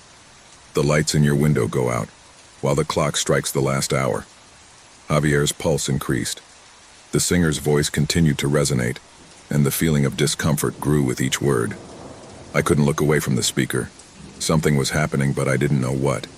He was sure he had never heard that song before, but somehow, he felt like the words spoke directly to him, as if they were describing his life, his present. The wind comes through the window and the clock keeps counting, but this time it won't wake you up. Javier sat suddenly on the couch, looking at the radio with half-closed eyes, almost in disbelief. It couldn't be true. It couldn't be a coincidence. The details, each line, seemed to be reflecting his life, his daily routine. But the worst was yet to come. The song continued with a haunting progression. The words seemed more personal, more detailed. The empty street, your footsteps echoing, but no one will see what is already written. Javier stood up from the couch, his mind racing aimlessly, not understanding what was happening. The lyrics couldn't be about him. True? Somehow the words wouldn't stop hammering in his head. The worst, the most terrifying, was yet to come. The voice on the radio seemed to anticipate something, and as the melody progressed, the lyrics slowly tore through him. The door you closed when you left will never open again, and that song will be your last breath. Javier's face turned pale. What did that mean? Fear settled in his chest, cold, heavy. Every word resonated with terrifying accuracy. His mind began to make connections, but anxiety clouded his judgment. He walked over to the radio and turned up the volume to hear better, not knowing if he wanted the song to end or if he wanted the answers to come once and for all. The lyrics continued, but it was no longer just a description of his life. It was as if the song was narrating the last moments of his existence. The path you take, the last station, there is no return, only the echo of time. "Why are you saying this?" Javier murmured in a low voice, feeling how fear gripped him. I couldn't stop listening. The melody, although sad, seemed to offer him a kind of strange calm, but the lyrics were like a sentence, and with each word he felt that he was getting closer and closer to what the song described. The last call you receive will no longer be the last, because there will be no one on the other end of the phone. Javier stepped back, as if the air had become thick, impossible to breathe. Something wasn't right. Was it a macabre joke? A trick of some kind? The song couldn't be an accident, it couldn't just be a coincidence. His heart was pounding, each word sending him deeper into panic. And then the song reached its climax. The singer's voice sounded like a whisper through the radio, a voice that seemed to come from everywhere, enveloping Javier in a feeling of unease. The end is near, the air stops, and when the last note falls, your body will fade away without anyone noticing. Javier couldn't move. I was paralyzed by fear. The song had stopped playing, but his mind continued to play the words over and over again like an endless echo. His breathing became labored, and the feeling that something inevitable was about to happen overwhelmed him. He couldn't understand what was happening, why that song had appeared on his radio, and why the words seemed to preach his death. Suddenly the clock on the table rang, and the silence that had filled the room became even heavier. Javier looked towards the door. A shudder ran through his body. He didn't want to leave, he didn't want to face what was coming. But something inside him, something instinctive, told him that he couldn't stay there. Fear was consuming him, and the radio had left a mark on his soul that he couldn't erase. Javier left the apartment, desperate, looking for answers, looking for something to get him out of that nightmare. But as he walked down the street, something strange happened. The city lights began to flicker, and the air became heavy as if time itself had changed. The feeling that something was lurking, waiting, enveloped him. It was as if everything he had heard in that song was coming to life in his surroundings. When he reached the intersection of the street, the traffic lights flashed and the world seemed to stop. At that moment, a car appeared at high speed, and Javier, trying to cross, did not have time to react. The song he had heard on the radio, the one that described his life and death with such precision, came true. The last note of the melody rang in his mind, and then everything faded into darkness. The next morning, no one remembered exactly what had happened. The radio was still in its place, silent as always. But in some dark corner of the world, the song was still being broadcast, waiting for its next victim. Because sometimes, there are predictions that cannot be avoided. It was a gray day when Daniel and Laura decided to escape the hustle and bustle of the city. After months of constant stress, they decided that all they needed was the fresh air of the forest and the tranquility of a cabin away from everything. A couple of days, just the two of them, surrounded by nature, where they could relax without worries. The cabin they rented was in a small, secluded corner, where there were no houses nearby and hardly any phone signals. The road meandered between tall trees that towered like giants, mostly covering the sunlight. When they arrived, they realized how far away everything really was. There was not a store, not a sign of human life for miles around. The cabin was small, rustic but cozy. Outside, time seemed to have stopped, as if it were a refuge forgotten by all. "This is perfect," Laura said, dropping her suitcase on the dusty porch floor. "We need this. Time to disconnect." Daniel smiled, though he couldn't deny that something in the air was strange to him. There was something unsettling about the stillness of the place. But he ignored it, thinking it was just his mind burdened by the pressures of the city. What he didn't know was that the calm they longed for would be interrupted by something much more terrifying. The cabin had the essentials: a fireplace that crackled softly, a kitchenette, and a couple of cozy rooms. As they settled in, Daniel and Laura felt more relaxed, forgetting the stresses of work and everyday life. But soon, the first shadows of uneasiness began to appear. That night, after a quiet dinner by the fire, they retired to their room. As Laura settled into bed, Daniel leaned out of the window, looking out the forest around the cabin. The full moon was high in the sky, but it wasn't enough to illuminate the thickness of the trees. "I couldn't help but feel a sense of being watched, even though I couldn't see anything." "Is everything okay?" asked Laura from the bed. "Yes, just the silence is so absolute here," Daniel replied, closing the curtain and turning off the light. But when he tried to sleep, Daniel's sleep was interrupted by strange noises, a distant creak, as if something or someone is moving through the trees. At first he thought it might be an animal, but then the sound repeated, closer, as if someone was approaching the cabin. Daniel tried to ignore it, blaming it on the stress and loneliness of the place. But the creaks continued until a loud bang made him get out of bed. "Did you hear that?" Daniel whispered, looking at Laura, who was already awake. She nodded, looking out the window. Yes, as if someone is nearby. Should we go and look? Number. Let's better stay here and check tomorrow. It's very dark outside. Laura wasn't so sure. Something in the air kept her alert, but she trusted Daniel and the cabin was safe, or so she thought. The next morning, they didn't mention the noises of the night. The light of day brought with it a false sense of security. They decided to take a walk in the woods, exploring the surroundings. As they walked, Daniel felt the strange sensation of being watched again. Every time he turned his head, he saw nothing, but the feeling lingered, as if something was watching them from the shadows of the trees. I don't know, Laura. This place scares me a little. Perhaps we should have looked for something closer to civilization. Come on, don't be paranoid. It's just a forest and we're all alone. There's something soothing about this silence, Laura replied, though she also felt a growing discomfort in her chest. As they moved deeper into the forest, the sound of their footsteps and the breeze moving the leaves of the trees were the only things that broke the silence.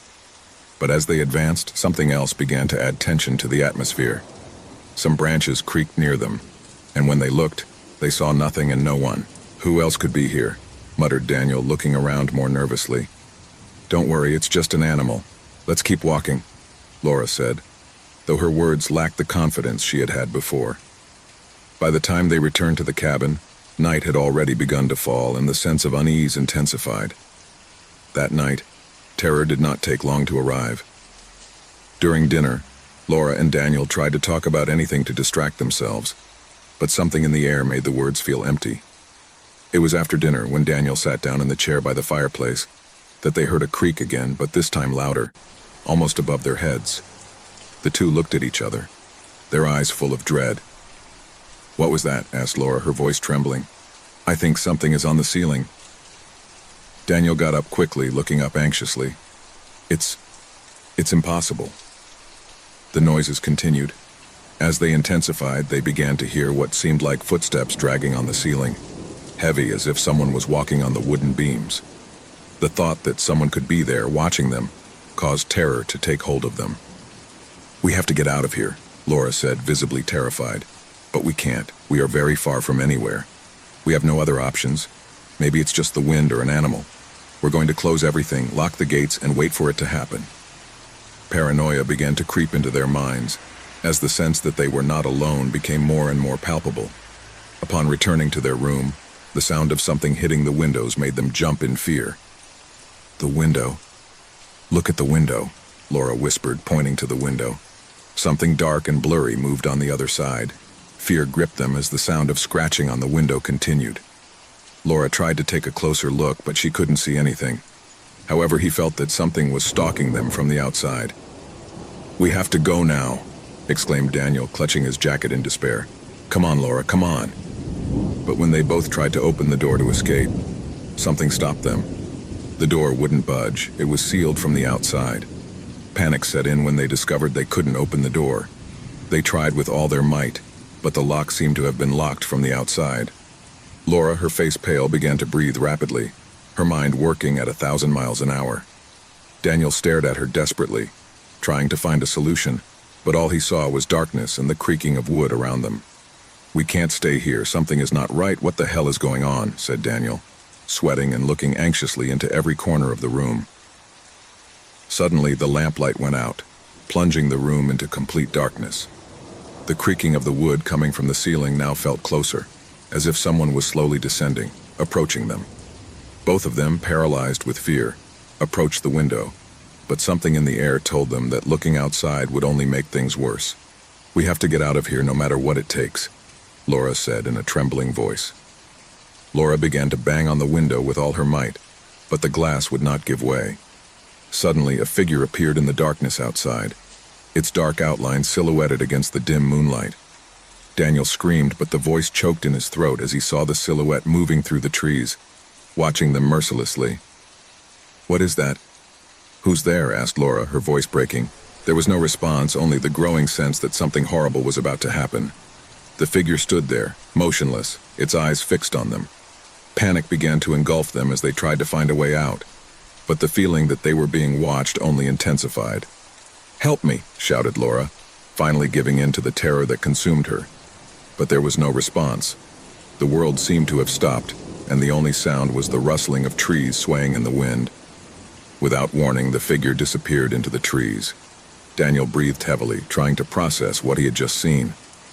The figure that had been lurking around the hut seemed to fade into nothingness, but the feeling of being watched didn't go away. Something was not right. There was something they couldn't see, but around them, like a presence seeping through the shadows, lurking. The clock on the wall made an almost imperceptible sound, but loud enough to break the absolute silence. Laura and Daniel looked at each other in terror, the words getting stuck in their throats. "We can't stay here," Daniel muttered as he tried to think of a way out. "We have to find a way out." With their hearts racing, they began to look for any possible way to escape. But it was at that moment that the door burst open, as if something had unlocked it from the outside. Moonlight immediately poured in, illuminating the room in eerie shadows. The figure was gone, but the sense of danger was stronger than ever. Without thinking twice, Daniel and Laura left the cabin in a hurry, running into the woods without looking back. The ground was wet and branches hit their faces as they ran frantically. They could hear footsteps behind them, the rustling of branches and leaves moving. They didn't know if it was the figure chasing them or something more sinister, but they didn't dare to look. "Run, Laura! Run!" shouted Daniel, feeling his breath ragged. Anxiety consumed them, and every second it seemed like something was catching up with them. But when they turned to see if there was anything behind it, the figure was gone. There was no trace of anything, only the thick fog that began to envelop them. The trees, which had once seemed harmless, now stood like dark giants, and the darkness of the forest seemed to devour them. There was no visible path, no lights, only the thick gloom that surrounded them. Daniel and Laura reached the edge of the forest, where the road seemed distant as if they could never reach it. The feeling of dread consumed them, but at that moment, Laura fell to her knees, exhausted and trembling. "What's going on? Why can't we get out of here?" sobbed Laura, looking out over the woods where the shadows moved as if they were alive. Daniel tried to comfort her, but he also felt the growing despair. Something was catching them, something much bigger than them, something they couldn't understand. Suddenly, a heart-rending scream echoed through the air, a voice that was not human. Something appeared on the threshold of the trees, a tall figure shrouded in darkness. His face was an indescribable shadow, but his eyes, two empty abysses, shone with a frightful intensity. The figure was watching them, and something in his eyes made their skin stand on end. "No, it can't be," shouted Daniel, as the figure slowly advanced towards them. Fear paralyzed them. They didn't know what that thing was or where it had come from. They only knew that they could not escape. The air around them thickened, as if time itself had stopped. The figure raised his arm, pointing at them, and a barely audible whisper could be heard in the wind. Laura and Daniel's name was whispered in their ears like a distant echo. Suddenly, the ground beneath their feet began to shake, and an invisible force pushed them to the ground. Fear turned to absolute terror. They were no longer in the same place. They had been transported to another world, a gloomy and dark place, where the trees twisted into grotesque shapes, and the air was thick and oppressive.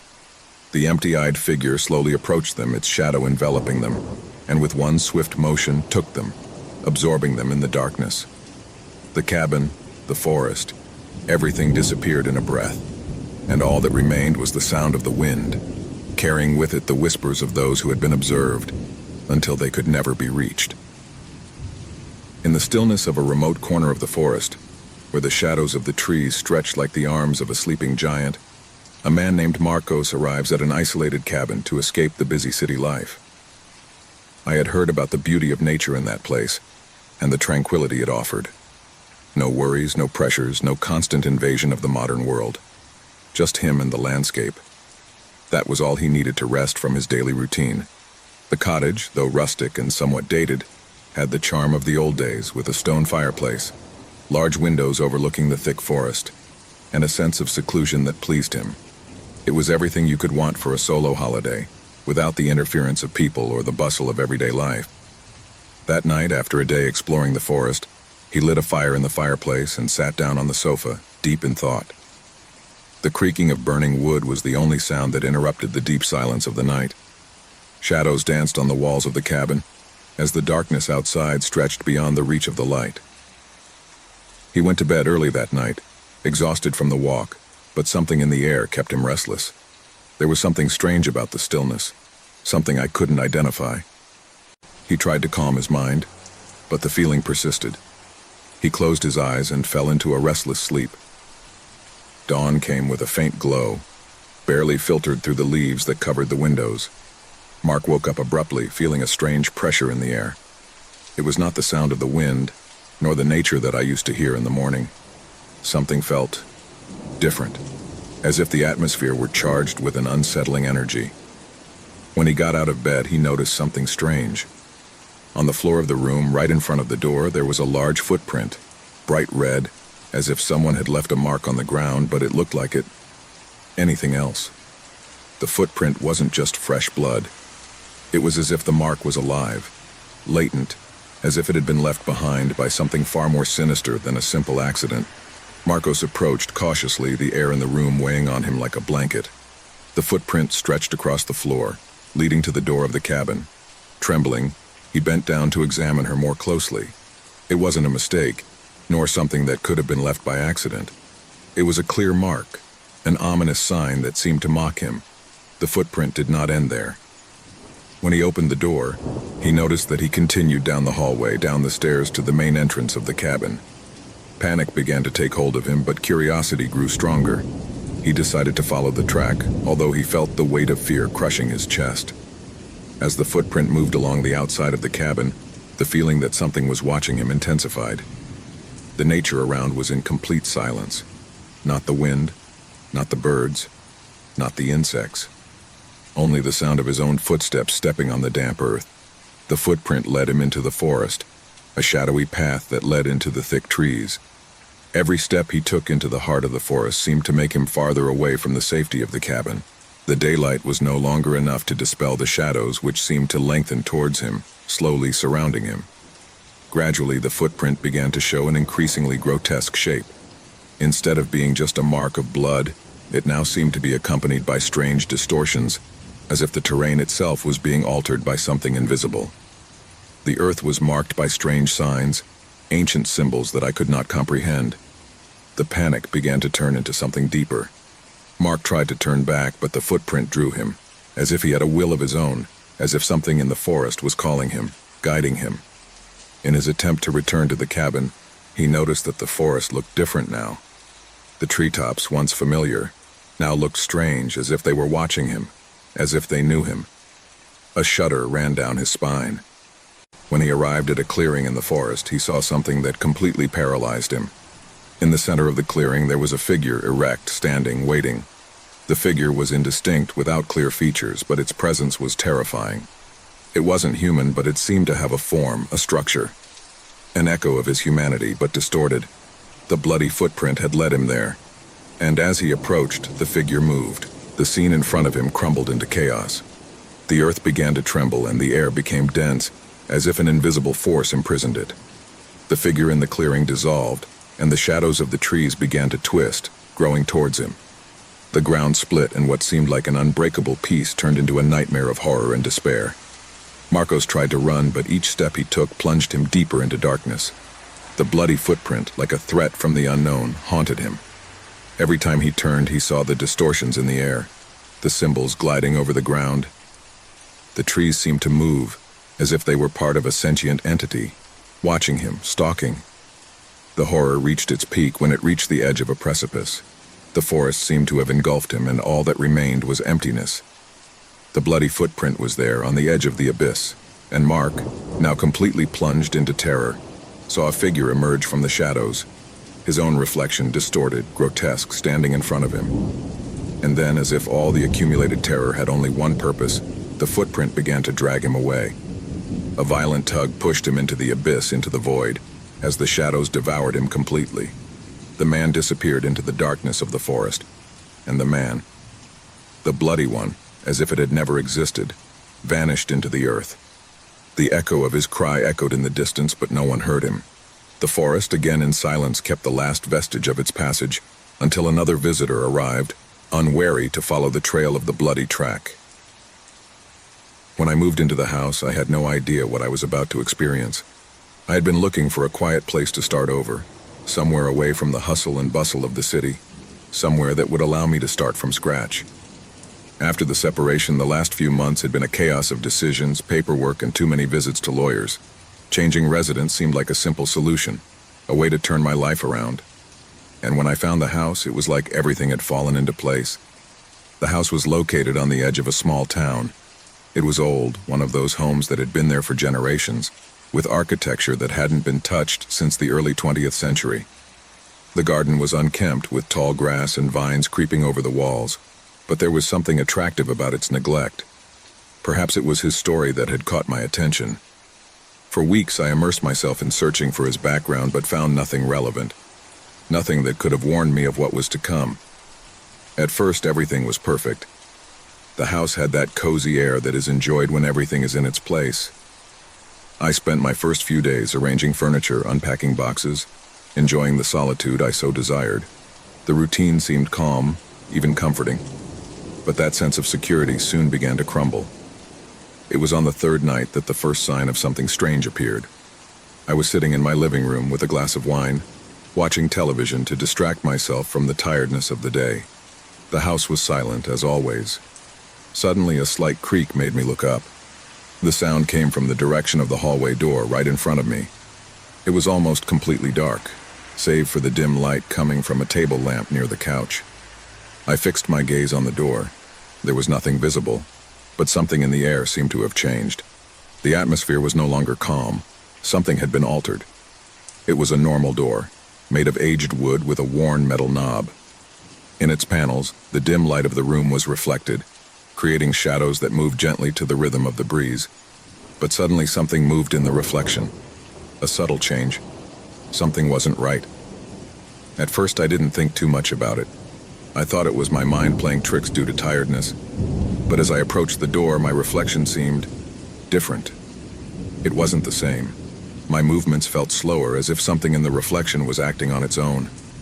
I thought the lighting was to blame, maybe the angle. But looking at myself again, I realized there was something else. The image in the reflection did not completely match mine. There was a slight mismatch, a shadow that didn't belong. My breathing quickened and I took a step back. I thought in my mind once again, was I getting paranoid? But I couldn't shake the feeling that I was watching something that wasn't me. That night I went to bed with a nagging restlessness. I couldn't sleep well. Despite my fatigue, my eyes did not close completely. Every time I felt like I was about to fall asleep, a small vibration in the house would wake me up. A rustling that I couldn't identify, but that made me feel like someone was there, watching, waiting. Finally, I fell asleep, but not in one fell swoop. It was an interrupted dream, like someone was constantly waking me up. The next day, I decided to ignore what I had seen at the door. I didn't want to give too much importance to the details that could just be a product of my tired mind. But the second night, the feeling returned, this time with more force. I went to the door and stared at her. The reflection was still there, but this time it was clearer. The shadow of my reflection wasn't just subtly wrong, it was distorted, as if something else was inside my own image, something that wasn't human, something dark, a shape that glided slowly as if it were approaching through the glass of the door. I turned around immediately, my heart racing. I ran into the hallway, but there was nothing. Only the walls that whispered in the silence of the night. However, the feeling persisted. Something was stalking me. Something I couldn't see, but it was there, watching me with invisible eyes. That night, I couldn't sleep. I spent hours checking the corners of the house, looking for some logical explanation. But every time I passed the door, I felt like something was watching me, like something was getting closer and closer. In the end, I convinced myself that I was being irrational, but the feeling did not go away. The next few days became stranger. The reflection in the door began to show me things it didn't before. When I got closer, my image on the glass became more distorted. It began to move independently. I saw my reflection smiling, but my lips didn't move. I saw my face crumple into an expression of pain, but I didn't feel it. It was as if my reflection had a life of its own, something I had no control over. One night, I decided to face the terror that was taking over me. He would place a camera in front of the door to record what was happening. I knew that if I could see it on video, I could at least rationalize what was happening. The camera recorded what I already feared. The reflection was not just mine. There was something else. During the recording, I saw my reflection start to move erratically. My body seemed to twist, as if I was unable to control its movements. The shadow grew larger, darker, and approached me in the reflection. I saw a pair of eyes glowing in the dark behind my reflection, and then the camera caught a whisper that chilled my blood. "I'm watching you." The voice was not mine. It was soft, deep, and evil. Terrified, I looked at the door. The reflection was empty. There was nothing, just the door reflected in the glass. But the feeling of being watched intensified. I felt trapped with no way out. Days passed, and my anxiety grew. Every time I got closer to the door, I saw the figure in the reflection more clearly. He was no longer just a shadow. It was a being that fed on my fear, that got closer with every step I took. Finally, one night, I decided that I couldn't live with that presence anymore. I made the decision to leave the house. But when I tried to leave, the door wouldn't open. It was closed tightly, as if something from inside was blocking it. I hit the door with all my might, but it didn't budge. At that moment, I understood that I was not alone in that house. The being that had been watching me, that reflection, was not part of the door. It was a part of me, something that had come to life through my own fears, something that had fed on my anxiety and now kept me trapped in an endless cycle of terror. The last time I saw the reflection, the shadow was no longer just a figure. Now it had taken over my image. His eyes, those dark eyes, peered into my face as my reflection smiled at me with a macabre smile, as if I had won the battle. As I watched, I felt like I was fading, like something was slipping away from me. And in that moment, I understood that the reflection had taken my place. The door to the house remained closed, and now, every time someone passes by, they see a strange reflection in the old door. Something that doesn't belong but never leaves. And inside the house, the figure continues waiting, watching, waiting for someone else to make the same mistake as me. When I moved into the house, I had no idea what I was about to experience. I had been looking for a quiet place to start over, somewhere away from the hustle and bustle of the city, somewhere that would allow me to start from scratch. After the separation, the last few months had been a chaos of decisions, paperwork, and too many visits to lawyers. Changing residence seemed like a simple solution, a way to turn my life around. And when I found the house, it was like everything had fallen into place. The house was located on the edge of a small town. It was old, one of those homes that had been there for generations, with architecture that hadn't been touched since the early 20th century. The garden was unkempt, with tall grass and vines creeping over the walls, but there was something attractive about its neglect. Perhaps it was his story that had caught my attention. For weeks, I immersed myself in searching for his background, but found nothing relevant. Nothing that could have warned me of what was to come. At first, everything was perfect. The house had that cozy air that is enjoyed when everything is in its place. I spent my first few days arranging furniture, unpacking boxes, enjoying the solitude I so desired. The routine seemed calm, even comforting, but that sense of security soon began to crumble. It was on the third night that the first sign of something strange appeared. I was sitting in my living room with a glass of wine, watching television to distract myself from the tiredness of the day. The house was silent, as always. Suddenly, a slight creak made me look up. The sound came from the direction of the hallway door, right in front of me. It was almost completely dark, save for the dim light coming from a table lamp near the couch. I fixed my gaze on the door. There was nothing visible, but something in the air seemed to have changed. The atmosphere was no longer calm. Something had been altered. It was a normal door, made of aged wood with a worn metal knob. In its panels, the dim light of the room was reflected, creating shadows that moved gently to the rhythm of the breeze. But suddenly something moved in the reflection. A subtle change. Something wasn't right. At first, I didn't think too much about it. I thought it was my mind playing tricks due to tiredness. But as I approached the door, my reflection seemed different. It wasn't the same. My movements felt slower, as if something in the reflection was acting on its own. I thought the lighting was to blame, maybe the angle. But looking at myself again, I realized there was something else. The image in the reflection did not completely match mine. There was a slight mismatch, a shadow that didn't belong. My breathing quickened and I took a step back.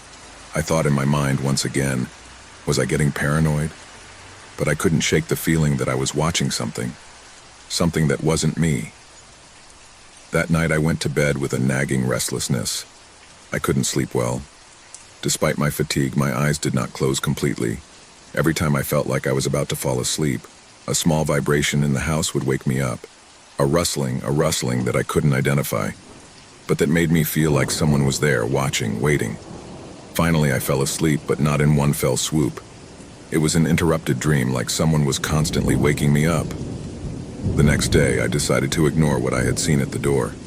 I didn't want to give too much importance to the details that could just be a product of my tired mind. But the second night, the feeling returned, this time with more force. I went to the door and stared at her. The reflection was still there, but this time it was clearer.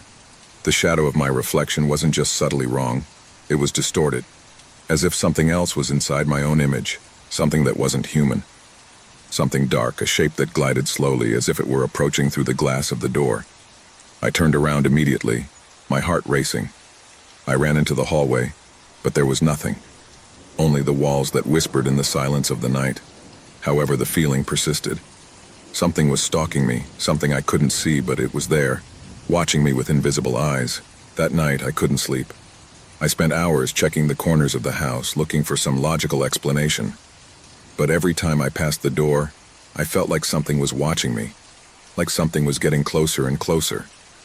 In the end, I convinced myself that I was being irrational, but the feeling did not go away. The next few days became stranger.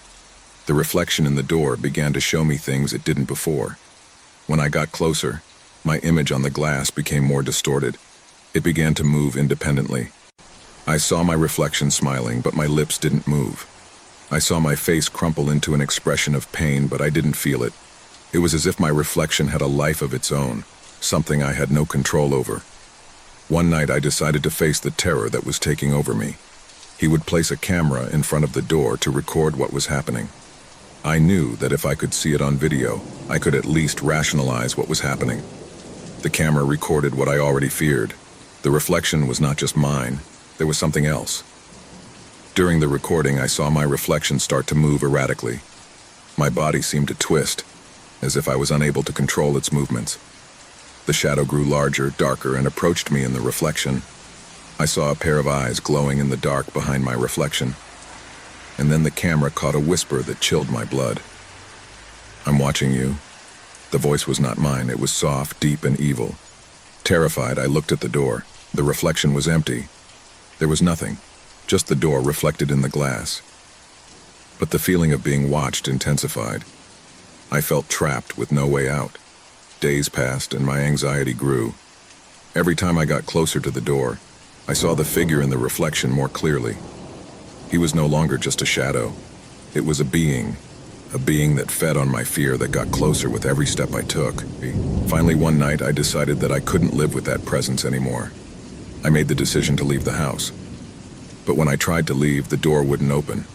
It was closed tightly, as if something from inside was blocking it. I hit the door with all my might, but it didn't budge. At that moment, I understood that I was not alone in that house. The being that had been watching me, that reflection, was not part of the door. It was a part of me, something that had come to life through my own fears, something that had fed on my anxiety and now kept me trapped in an endless cycle of terror. The last time I saw the reflection, the shadow was no longer just a figure. Now it had taken over my image. His eyes, those dark eyes, peered into my face as my reflection smiled at me with a macabre smile, as if I had won the battle. As I watched, I felt like I was fading, like something was slipping away from me. And in that moment, I understood that the reflection had taken my place. The door to the house remained closed, and now, every time someone passes by, they see a strange reflection in the old door. Something that doesn't belong, but never leaves. And inside the house, the figure continues waiting, watching for someone else to make the same mistake as me. The cabin was located deep in a dense forest where the echo of the wind seemed to be silenced as it moved through the trees. No one bothered to come this way, and that was exactly what made the place ideal for the party they had planned. A group of friends, between laughter and jokes, had decided to get away from it all, disconnect from the noise of the city, and spend a weekend with friends. No one imagined that this choice would be the worst mistake of their lives. The cabin, although small and old, had something cozy about it. The wooden ceiling creaked under the weight of time, but the walls, though worn, seemed to have their own character. A place away from civilization where they could do whatever they wanted without worrying about being disturbed. The arrival was simple. The car went up a steep dirt road, and when they finally arrived, they all went out in unison, eager to see the place. Laughter filled the air as they unloaded their suitcases and settled into the space. Night after night, the group became more and more relaxed. They talked about everything: old stories, anecdotes, rumors that were told about that part of the forest. But no one at the time stopped to think about the meaning of those stories. The idea that the place was marked by something strange, something they shouldn't have touched, was just superstition. That night, the temperature had dropped dramatically. The flames of the fire crackled, warming the central room where they stood. Candlelight flickered, creating shadows that danced against the walls, and laughter followed one after another, while the group played a board game without worrying about time. It was a typical winter night in the woods, but when the conversation began to wane, something in the air changed. The breeze that was once gentle transformed into a strange whisper, as if something was watching. They all felt it at the same time, like a chill running down their spine. "Did you hear that?" one of the girls asked, her voice hesitant. The others were silent, trying to catch that sound that had frozen their skin. A crunch, a whisper. Something was moving outside the cabin. "It's just the wind," one of the boys tried to reassure them, but his voice didn't sound convinced. Suddenly, the candles shook as if a gust of wind had touched them, but the windows were closed. In an instant, the darkness of the night grew denser, and the sound of the rustling branches intensified, as if the forest itself began to approach them. That's when something strange happened. The moon, which had previously been seen through the window, disappeared completely, plunging everything into impenetrable darkness. The hut, which until that moment seemed safe, now felt vulnerable, as if nature itself had ceased to protect it. "What happened to the moon?" asked a girl in a trembling voice, looking up at the sky. The darkness was so deep that not even the stars were visible. "It must be an eclipse," one of the boys suggested, but his tone didn't convince anyone. Something was not right. The feeling of being watched intensified, and a heavy weight seemed to have settled on his shoulders. The air began to grow colder, and the silence outside the cabin became deep, almost suffocating. In that silence, everyone could clearly hear their heartbeats racing and synchronized. "I'm going to look outside," said the most daring boy, Tomas. Although he wasn't entirely sure what he'd felt, something was pushing him out. Everyone fell silent as he made his way to the door, which creaked as it opened. The fog had begun to lift, darkening the surroundings even more. Thomas took a step out of the cabin, and the cold enveloped him immediately.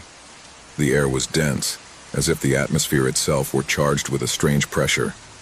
He looked up at the sky, but there was no moon, only a blackness so deep that it seemed to swallow everything in its path. He turned to return to the interior when suddenly he heard a whisper beside him. A low, distorted whisper, as if someone or something is calling him. He turned sharply but saw nothing. The fog enveloped him completely, making him feel trapped. "This is not right," he muttered to himself, hurrying back to the cabin. But just as he was about to take a step toward the door, he heard a low creak, as if something was crawling behind him. "Thomas!" his friends shouted from inside, but he did not answer. The door closed by itself, and silence returned to the cabin. No one dared to move, but their minds were filled with questions. What had happened to Thomas? At that moment, something slipped under the door, an almost imperceptible touch that only those closest to it could hear. It was as if a shadow without any form was lurking. The darkness wasn't just outside. Now something had infiltrated inside the cabin. In the distance, one of the boys, Lucas, tried to light a flashlight, but he couldn't get it to turn on. Somehow the darkness turned it off, absorbed any attempt at light. In the distance, at the edge of vision, something moved rapidly, and a piercing scream echoed from outside. Without thinking, the group got up and ran to the window. But when they looked, they saw nothing, only more darkness. Something was stalking them, something hiding in the shadows, waiting for the right moment to strike. But the worst was not what they could see. It was what they could not see. As the hours passed, the tension in the cabin increased. Fear took hold of each of them, and soon paranoia set in. No one wanted to be alone. No one dared to go out into the dark. They were trapped. Something was stalking them, and the moon, which no longer existed, had shown them the true face of that darkness that surrounded them. but no one yet knew what was stalking them or how they could escape. All they knew was that if they didn't find a solution soon, one by one they would disappear, swallowed by the same darkness that had surrounded them that moonless night. The scene in front of him crumbled into chaos. The earth began to tremble and the air became dense, as if an invisible force imprisoned it. The figure in the clearing dissolved, and the shadows of the trees began to twist, growing towards him. The ground split and what seemed like an unbreakable peace turned into a nightmare of horror and despair. Marcos tried to run, but each step he took plunged him deeper into darkness. The bloody footprint, like a threat from the unknown, haunted him. Every time he turned, he saw the distortions in the air, the symbols gliding over the ground.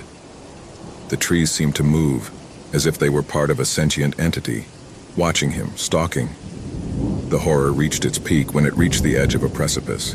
The forest seemed to have engulfed him, and all that remained was emptiness. The bloody footprint was there on the edge of the abyss, and Mark, now completely plunged into terror, saw a figure emerge from the shadows, his own reflection distorted, grotesque, standing in front of him. And then, as if all the accumulated terror had only one purpose, the footprint began to drag him away. A violent tug pushed him into the abyss, into the void, as the shadows devoured him completely. The man disappeared into the darkness of the forest, and the man, the bloody one, as if it had never existed, vanished into the earth. The echo of his cry echoed in the distance, but no one heard him. The forest, again in silence, kept the last vestige of its passage, until another visitor arrived, unwary to follow the trail of the bloody track. The rain was pouring down on the small town. An icy wind whipped through the windows of the car while Lara watched through the foggy glass. He had traveled hundreds of miles to get there, following the clues his mother had left him in an old letter. In it, he told her about the cabin in which he had grown up, a place that seemed to be shrouded in mystery and darkness. Lara had never met her grandmother, and her mother never spoke of her, but there was something about the tone of the letter that had intrigued her, a kind of call she couldn't ignore. The car stopped in front of the cottage's entrance, an old building surrounded by twisted trees that seemed to whisper to each other. Lara took a deep breath before getting out of the vehicle, feeling the humidity of the night take over her skin. As he approached the door of the cabin, the air became heavier, as if the place was waiting for something. He entered the cabin, and the first shiver ran down his spine. The air was stale, permeated with a smell of old wood and dampness. The dim light of an oil lamp illuminated the walls, covered in dust and cobwebs. The wooden beams creaked softly, as if the place breathed on its own. Lara watched every corner cautiously, her mind filled with unanswered questions. At first, everything seemed calm. He decided to explore, looking for some clues about his family's history. He had heard rumors that the hut had been built on ancestral land, but the details were vague and fuzzy. As he walked through the halls, something caught his attention. A small wooden door at the back of the house, barely visible in the shadows. Without thinking, he approached and opened it. On the other side, he found a staircase that descended into a dark, damp basement. At that moment, a strange echo echoed through the hut, a low murmur that seemed to come from the walls themselves. Lara stopped, her eyes widening in surprise. Was there anyone else in the cabin? The echo seemed to call out to her, as if someone was whispering her name, but when she looked around, the house was empty. A shiver ran through her body, but she decided to go downstairs, driven by a curiosity she couldn't resist. The basement was dark and cold. The light from the lamp barely shone a few feet in front of her. Lara moved slowly, the echo of her own footsteps echoing in the empty space. In the background, something glowed faintly, something that appeared to be an old, dust-covered object. He approached cautiously, and when he picked it up, he found a wooden box, old and worn, with intricate engravings on its surface. Unable to help it, Lara opened the box, and inside she found letters, photographs, and other personal belongings. As he flipped through the papers, an icy wind suddenly picked up, extinguishing the oil lamp. Darkness enveloped everything, and Lara stood still, feeling an invisible pressure begin to envelop her. It was then that she heard the first whisper clearly. "Lara?" The voice was distant but terrifying, a low wail that seemed to come from the walls themselves, as if something was trying to communicate with her. Lara recoiled instinctively, tripping over an old chair that fell to the floor with a deafening noise. Instantly, the house seemed to come to life. The echoes multiplied, the voices intertwined, calling her, shouting her name. He covered his ears with his hands, but he couldn't block out the sound. Suddenly, the atmosphere changed. The air became thicker, denser, as if something was filling the space with a palpable presence. The murmur morphed into a deep, distorted voice that echoed in his ears. "Get out!" the voice commanded. But Lara couldn't move. I was paralyzed, trapped in the darkness of that basement, surrounded by echoes that never ended. At that moment, something moved in the corner of the room, a shadow that seemed to slip between the walls. Lara turned quickly, but there was nothing there. He couldn't explain it, but something told him that he shouldn't stay in that place. The feeling of being watched intensified, as if the eyes of countless unseen presences were fixed on her. Her breathing quickened and panic began to take hold of her. Suddenly, a clanging noise cut through the air. The basement door slammed shut. Lara jumped, but the pressure in the air did not disappear. A shiver ran through her body as she realized she was trapped. What had started as a visit to the cabin to discover his family's history had turned into a nightmare. Something dark and evil was present in the house, something that had been waiting for his arrival. Desperate, she began to look for a way out. He knocked on the walls, tried to open the door, but it was all useless. The presence in the house became stronger, more aggressive. The echoes of the voices turned into deafening screams, and the shadowy figure she had seen in the corner of the basement was now closer, getting closer and closer to her. Lara spun quickly, but the shadow faded before she could see her clearly. It was then that a figure appeared in front of her, emerging from the darkness. A man with a pale face and empty eyes was staring at her. Lara tried to scream, but her voice trailed off in her throat, gripped by terror. The figure wasn't moving, but his eyes reflected an endless emptiness, as if his soul had been ripped out and replaced by something much darker. The figure began to speak in a language Lara couldn't understand, but the sense of horror grew with each word she uttered. It was as if the figure was communicating with her through more than just words, as if it was touching her mind, penetrating her deepest thoughts. "Get out," the figure whispered, but Lara couldn't move a single muscle. The presence around her became denser, as if the hut itself were alive, breathing with her. Panic overflowed in her mind, but Lara couldn't do anything. The darkness seemed to swallow everything, and the echoes of the voices were intertwined with his own thoughts. "I don't want to die here," he thought, but it was useless. The figure stepped forward, and Lara felt an unbearable pressure in her chest. Her mind was filled with distorted images, memories of her family's past, fragments of voices and laughter that mingled with the screams that now surrounded her. The ground beneath his feet began to shake. The echoes became louder, more aggressive, as if the house itself was reacting to their presence. Lara fought to free herself, but the voices pushed her into the abyss. A sinister laugh rang in her ear, and as she turned, she saw a gigantic shadow sliding towards her. At that moment, the house seemed to explode in a burst of terror. The walls creaked, the windows shattered, and the figure in front of her disappeared in a flash of darkness. Lara fell to the ground, exhausted, struggling to breathe. But something inside him knew that he had won. It had survived the echo of the past. It was a cold afternoon. The fog was sliding through the streets, partially hiding the streetlights that illuminated the cobblestones. There was something eerie in the air, as if the city itself was crouching, waiting. I was walking aimlessly through the antique market. It was a place I frequented from time to time, looking for something that fit my taste for vintage. Although I had never encountered anything truly impressive, there was something different in the air that afternoon, something that made my steps slow, as if time itself was stuck. The tables were filled with objects forgotten by the passing of the years, pocket watches with faces stained with rust, black iron candelabras that seemed to have been touched by fire, and an assortment of framed portraits, some worn, others almost intact. That's when I saw her.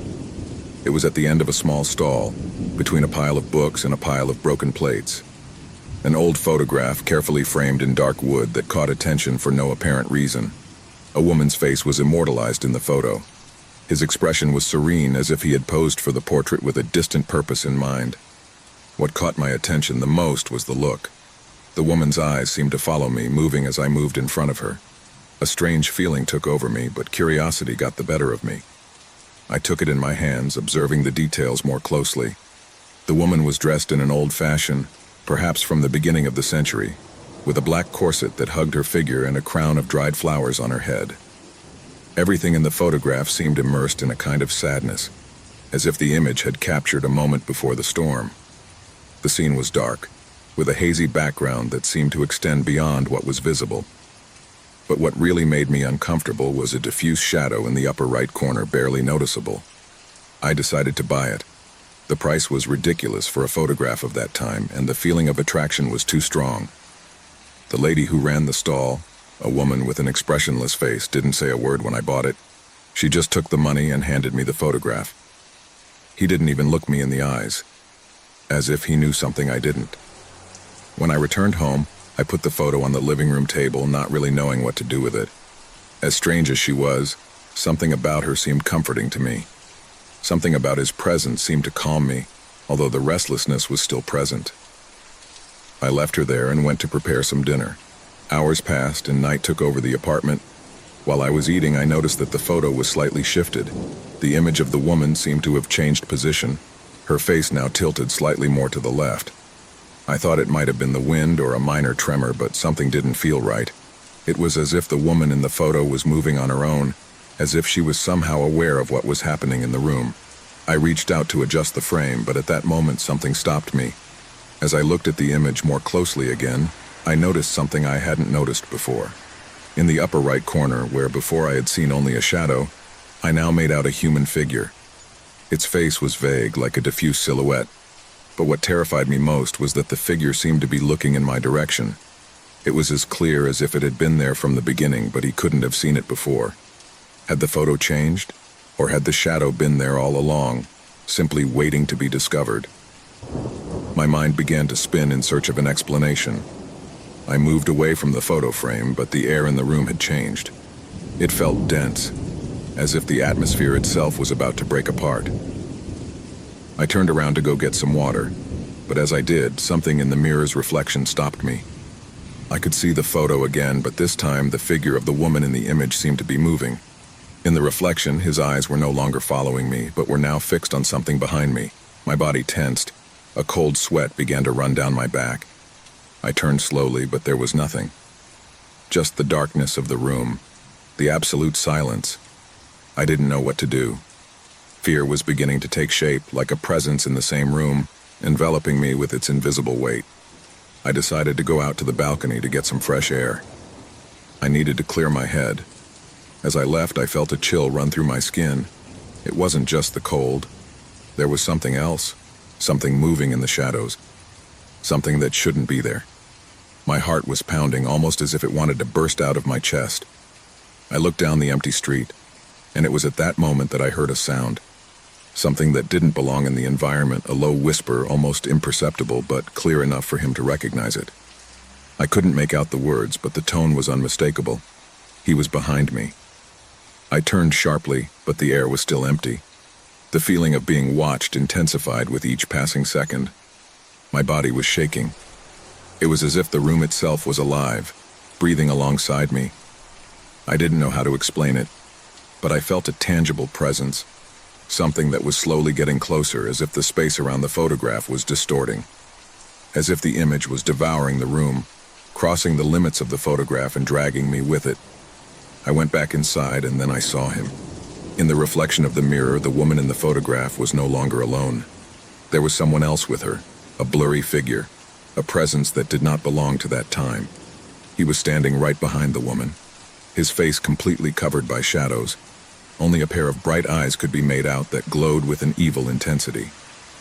At that moment, a shudder ran through me. It was no longer just an old photo. It was no longer just a still image. Something in her had come to life, something that should never have existed. The feeling of panic was so strong that the air became thick, almost impossible to breathe, as if time had stopped and the worst was yet to come. I walked towards the photo, ready to destroy it, to get rid of it. But when my fingers touched the frame, I felt a cold, ethereal hand close around my wrist. The image began to distort before my eyes. The woman smiled, but her smile was crooked, macabre. In that moment, I realized that I had made a fatal mistake. I shouldn't have touched that photograph. I shouldn't have bought it. I knew it in my heart, in the depths of my being. I was trapped. With a cry of despair, I tried to let go, but the hand that held me wouldn't let me go.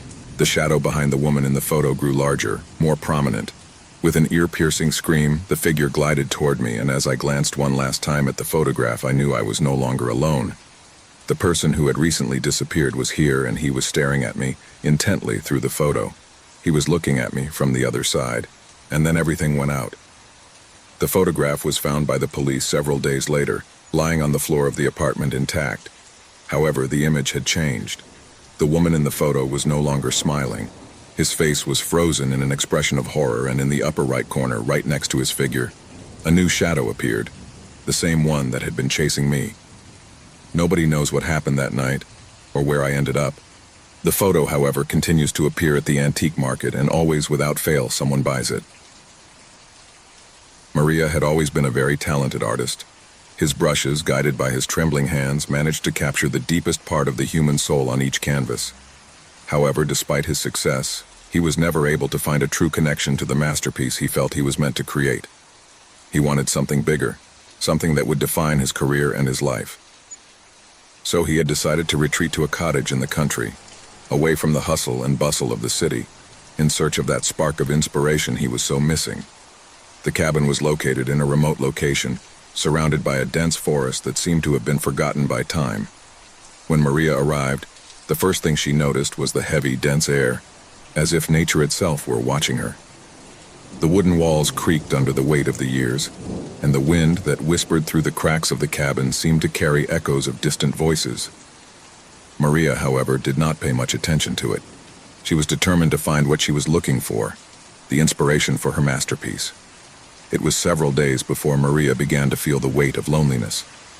During the day, he would dedicate himself to painting, capturing the essence of nature on canvases. But as night fell, the atmosphere in the cabin became more and more oppressive. The creaking of the wood and the whispers of the wind were beginning to take on an unsettling hue, as if someone were watching her. One afternoon, after several failed attempts to find inspiration, Maria decided that her next portrait would be different. Instead of the tranquil landscapes she had been painting, she decided to create a portrait of herself. He wanted to capture the deepest look of his soul, the one he had never shown to the world. He got ready, placed the canvas on the easel, and began to paint, letting himself be carried away by his darkest emotions. As he moved forward, he began to feel a strange sensation, as if something was happening in the air, but he decided to ignore it and continue. The paint on her face was beginning to take shape, and although at first it was only a reflection of herself, something was beginning to change. His eyes on the canvas seemed more alive, more intense. Suddenly, the lines of the portrait seemed to move, as if the image was breathing. Maria put the brush down in her hand and watched, horrified. It couldn't be possible. The portrait was moving, his eyes sliding back and forth as if searching for something in the dark. A cold sweat ran down his back. What was happening? He tried to give it a few more touches, but as he did so, the figure seemed to come to life. Suddenly, the portrait began to cry. He cried blood. A torrent of red poured from his eyes, bathing the canvas as the paint distorted as if a tormented soul was trapped inside. Maria backed away in horror, paralyzed by fear. The screams of the figure in the portrait seemed to resonate in her mind, a sound she could not understand but which filled her with terror. The portrait seemed to be watching her with fury, with hatred. It wasn't his own reflection that was painted on the canvas, but something much darker, something that had never existed in his real life. Trembling, Maria tried to cover the portrait with a cloth, but she couldn't get out of his sight. The painting cried incessantly, as if it were alive. As the hours passed, the crying became louder, more unbearable. Every tear of blood fell to the floor, causing the room to be filled with a metallic smell, and the atmosphere became more and more oppressive. Something was wrong. Something very wrong. The portrait didn't just cry. He was beginning to move more, squirming on the canvas as if he were looking for a way out. Maria, terrified, began to hear whispers coming from the portrait. Every word was incomprehensible, but every single one of them resonated in his mind with terrifying force. He covered his ears with his hands, but whispers seeped into his mind, as if an evil presence was taking control of his thoughts. In desperation, Maria tried to leave the cabin, but the doors slammed shut as if the cabin itself wanted to trap her. The air was becoming thick, and the walls seemed to shrink around him. Every corner was filled with shadows that moved, as if they were lurking, waiting. The cabin was no longer a refuge, it had become a trap. The painter began to feel how the energy of painting enveloped her. The figure in the portrait called to her, attracted her. Every time he looked at the canvas, he felt part of his soul detach and join the portrait. Fear consumed her, but she couldn't get away. He knew he had to destroy the painting, but he didn't know how. Each attempt to touch the portrait only made the figure more alive, as if every brushstroke he added strengthened it. One night, while trying to sleep, he was awakened by a strange noise. The cry of the painting called to her, but this time there was something else. The whispers were clearer, more direct. The voice that emanated from the painting was hers, as if it were she herself who cried, who asked for help. Maria began to feel something inside her change. Desperation took hold of her. The terror I felt was no longer just because of what I saw, but because of what I was beginning to understand.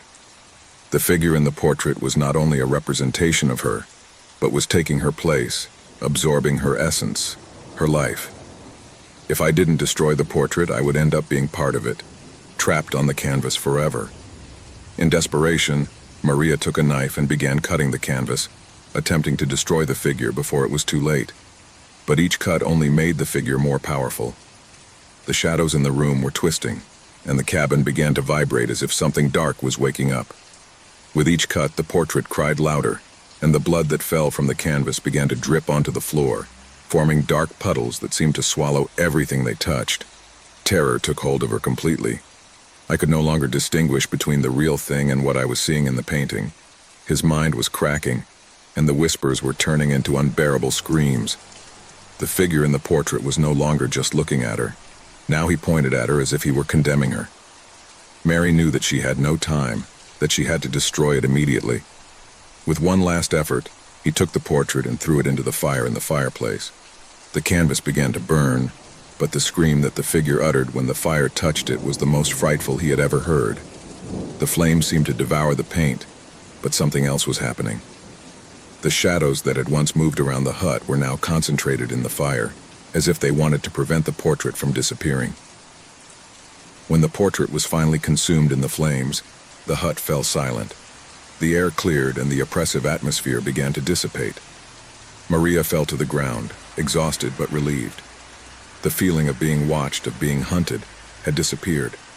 However, when he looked at his hands, he noticed something strange. His skin was beginning to take on a gray hue as if it was crumbling.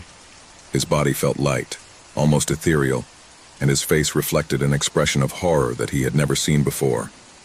At that moment, he understood what had happened. She hadn't destroyed the portrait. The portrait had destroyed her. The wind blew dry leaves across the deserted street. The trees, lined up like silent sentinels, swayed under the pressure of the frigid air, their branches creaking like broken bones. There was no one in the neighborhood who didn't talk about the house down the street. It was always the same theme: warnings, whispers, fears. Nobody wanted to get close to her. No one lived there, not even the bravest. The house was more than a simple construction. It was a presence, a scar on the landscape. But there was something in me, a curiosity that refused to give in to collective fear, something that drove me to go beyond the warnings, the stories, something that told me I should go in. My footsteps echoed on the pavement, the sound echoing in the stillness of the afternoon. I was determined. I was not going to back down. The neighbors looked at me from their windows with grim faces, some with expressions of pity, others with pure terror. They tried to talk to me, they warned me again, but I had already made my decision. I would enter. When I reached the corner, the house appeared before me like a giant shadow, deformed and threatening. Its facade was covered in vines that grew like tentacles, hugging the walls with a strength that seemed supernatural. The windows were broken, and the door, although closed, seemed to await my arrival with an eerie calm. I approached with my heart pounding in my ears. The door was locked with an old, rusty padlock, but something inside me knew it wasn't enough to stop me. I looked for a nearby rock, a large, heavy rock, and with a well-aimed blow, I broke the lock. The metal split with a metallic crunch, and the door slowly opened with a blood-curdling moan. Upon entering, darkness immediately enveloped me, as if the house itself wanted to swallow my presence. Cold air hit my face, filled with a musty, damp smell. The place was in complete abandonment, but as my eyes got used to the darkness, I could see strange details. The walls were covered in dark stains, as if something or someone had tried to crawl along them. On the ground, there were marks, footprints that could not have belonged to anyone alive. It was clear that something wasn't right, but I didn't stop. I walked down the hallway, with the feeling that something was watching me, that I was not alone. Every step I took me deeper into the darkness of the house. The furniture, covered in dust, seemed to have been abandoned suddenly, as if the people who lived there had fled without warning. However, there was something else in the air, something that made my hair stand on end, as if the house itself was waiting. The shadows seemed to move with a life of their own, sliding down the walls, blurring when I tried to focus on them. The sound of my own footsteps seemed to be amplified, echoing through the empty hallways. My breathing became heavier, more erratic, as if the atmosphere itself was squeezing my chest. In the distance, I heard a whisper. I wasn't sure if it was real or a figment of my mind, but I froze. The voice, weak but clear, was murmuring something I couldn't understand. It was like a song, but without melody, a low rumbling murmur that seemed to come from the walls themselves. My instinct told me that I should turn around, run away from there. But something else pushed me to keep going, to discover what was happening in that place. The shadows moving down the hallway seemed to form into vaguely human figures, although no clear details could be made out. Every time he looked closer, they disappeared in the blink of an eye, as if dissolving into thin air. Upon arriving at the main room, the first thing I noticed was the feeling of extreme cold. A chill ran down my spine, and the silence became even heavier, almost unbearable. The fireplace, although unlit, was surrounded by a series of deep marks on the wall, as if something or someone had tried to escape from there. But strangest of all was the figure in the center of the room, an antique chair, made of dark wood, with a worn seat. It was empty, but something told me it wasn't really empty. I approached cautiously, my feet barely touching the ground, as if I didn't want to make noise, as if I was afraid to break the fragile silence that had taken over the place. Suddenly, the whispering came back, louder now, and I could make out some words. "You're not alone, you won't come out." A loud bang echoed through the house, a roar that made me jump. I looked back toward the living room door and saw her. A figure glided across the threshold, shadowy and almost transparent, as if it were part of the darkness itself. The figure moved slowly, crawling on the ground, and although I couldn't fully see it, I felt its presence. His face was not fully formed, but his eyes shone with an unnatural intensity. I couldn't move. Fear paralyzed me. Shadows began to take shape around the room, spreading across the walls, the furniture, the floor. They writhed, stretched, as if they were searching for something or someone.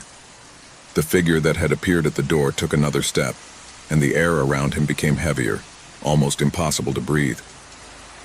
"Go away, you shouldn't have come," a voice whispered from the shadows. My body reacted immediately. An irrational impulse made me turn around and run towards the door. But when I turned around, the exit was no longer there. The house had changed. The walls moved, warped, as if the structure itself was rearranging itself, imprisoning me. I couldn't breathe. Panic overwhelmed me. Every corner was full of shadows that now seemed to be denser, more powerful. In the background, in the darkness, I could see the figures of the former tenants, their faces disfigured, their bodies floating in the air, trapped in the house. They couldn't move, but their eyes looked at me with an intensity that made my blood run cold. Instantly, I understood the truth. The house was not empty. The shadows he had seen were not simple reflections of the darkness. They were the echoes of those who had lived there before, trapped in an intermediate dimension. Their souls, their minds, were trapped in the limbo of the house, condemned to wait for the next victim, someone like me, who dared to enter. I tried to back away, but there was no way out. The walls were closing in around me. The murmurs turned into screams, voices begging for release, for rest. But he couldn't help them, and he wasn't sure if he wanted to. Suddenly, one of the figures advanced towards me, its elongated, transparent fingers reaching for my arm. I felt its penetrating cold, as if a part of my soul was torn away by its fingers. The figure's eyes widened, a look of despair and suffering on its face, as it whispered in my ear, "You are one of us now." The shadows took shape again, this time surrounding me, enveloping me, dragging me into total darkness. The house had won. I was the new inhabitant, the new prisoner. And my shadow, now distorted, began to walk around the house at the end of the street, waiting for someone else curious like me to come and open the door. The road stretched endlessly like a deep scar in the landscape, a wound in which the horizon seemed to fade into an abyss. Carlos looked ahead with his hands firmly gripped on the steering wheel, his pale face reflecting a mixture of tiredness and growing restlessness. It was the third time he had been on this same stretch, on this same road, and something wasn't right. I had already traveled hundreds of kilometers, and I still couldn't see the end. Each curve, each straight line returned an immutable landscape, as if the entire world had decided to lock itself in an endless spiral. He had left the city at 7 p.m., driven by the need to escape the pressures of everyday life.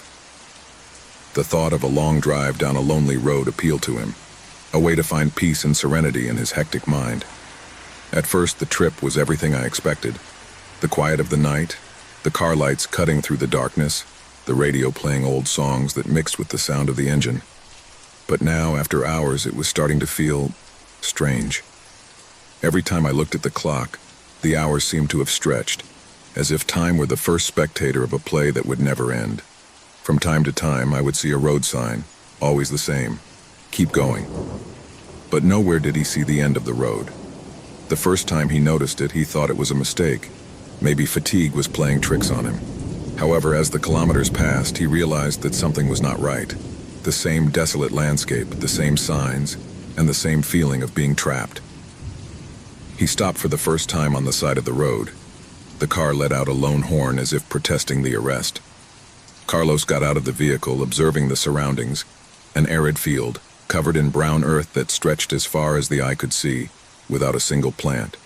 Not a tree, not a rock to break the monotony of the landscape. In the sky, an orange moon illuminated the void, but there were no stars.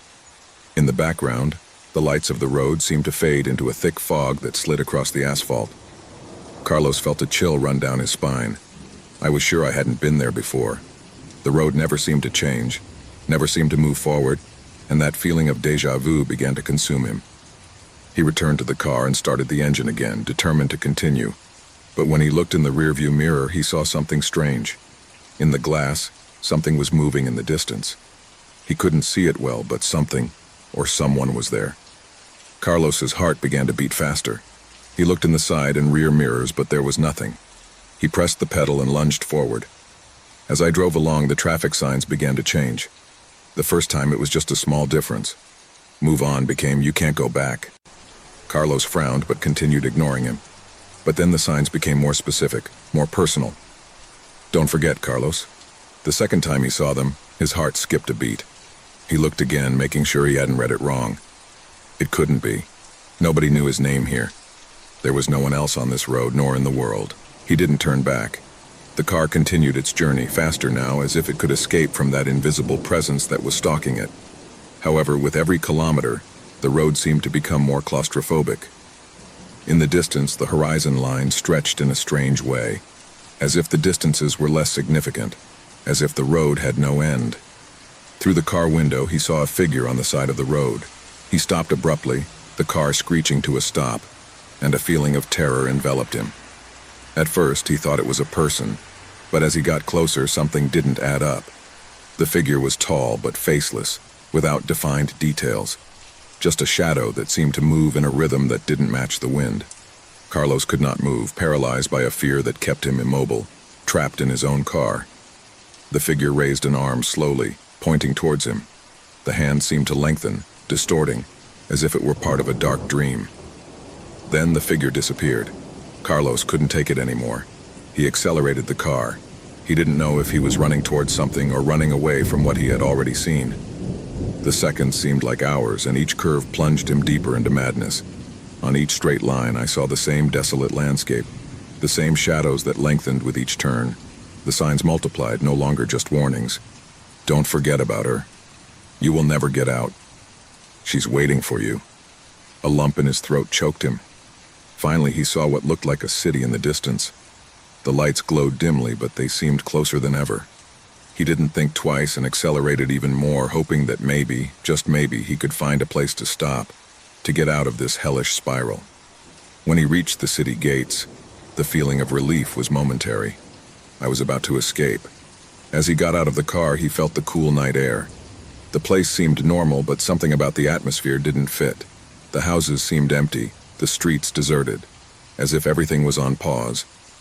Carlos walked through the shadows with the feeling of being watched. The city, which had previously seemed like the way out, now felt like another trap.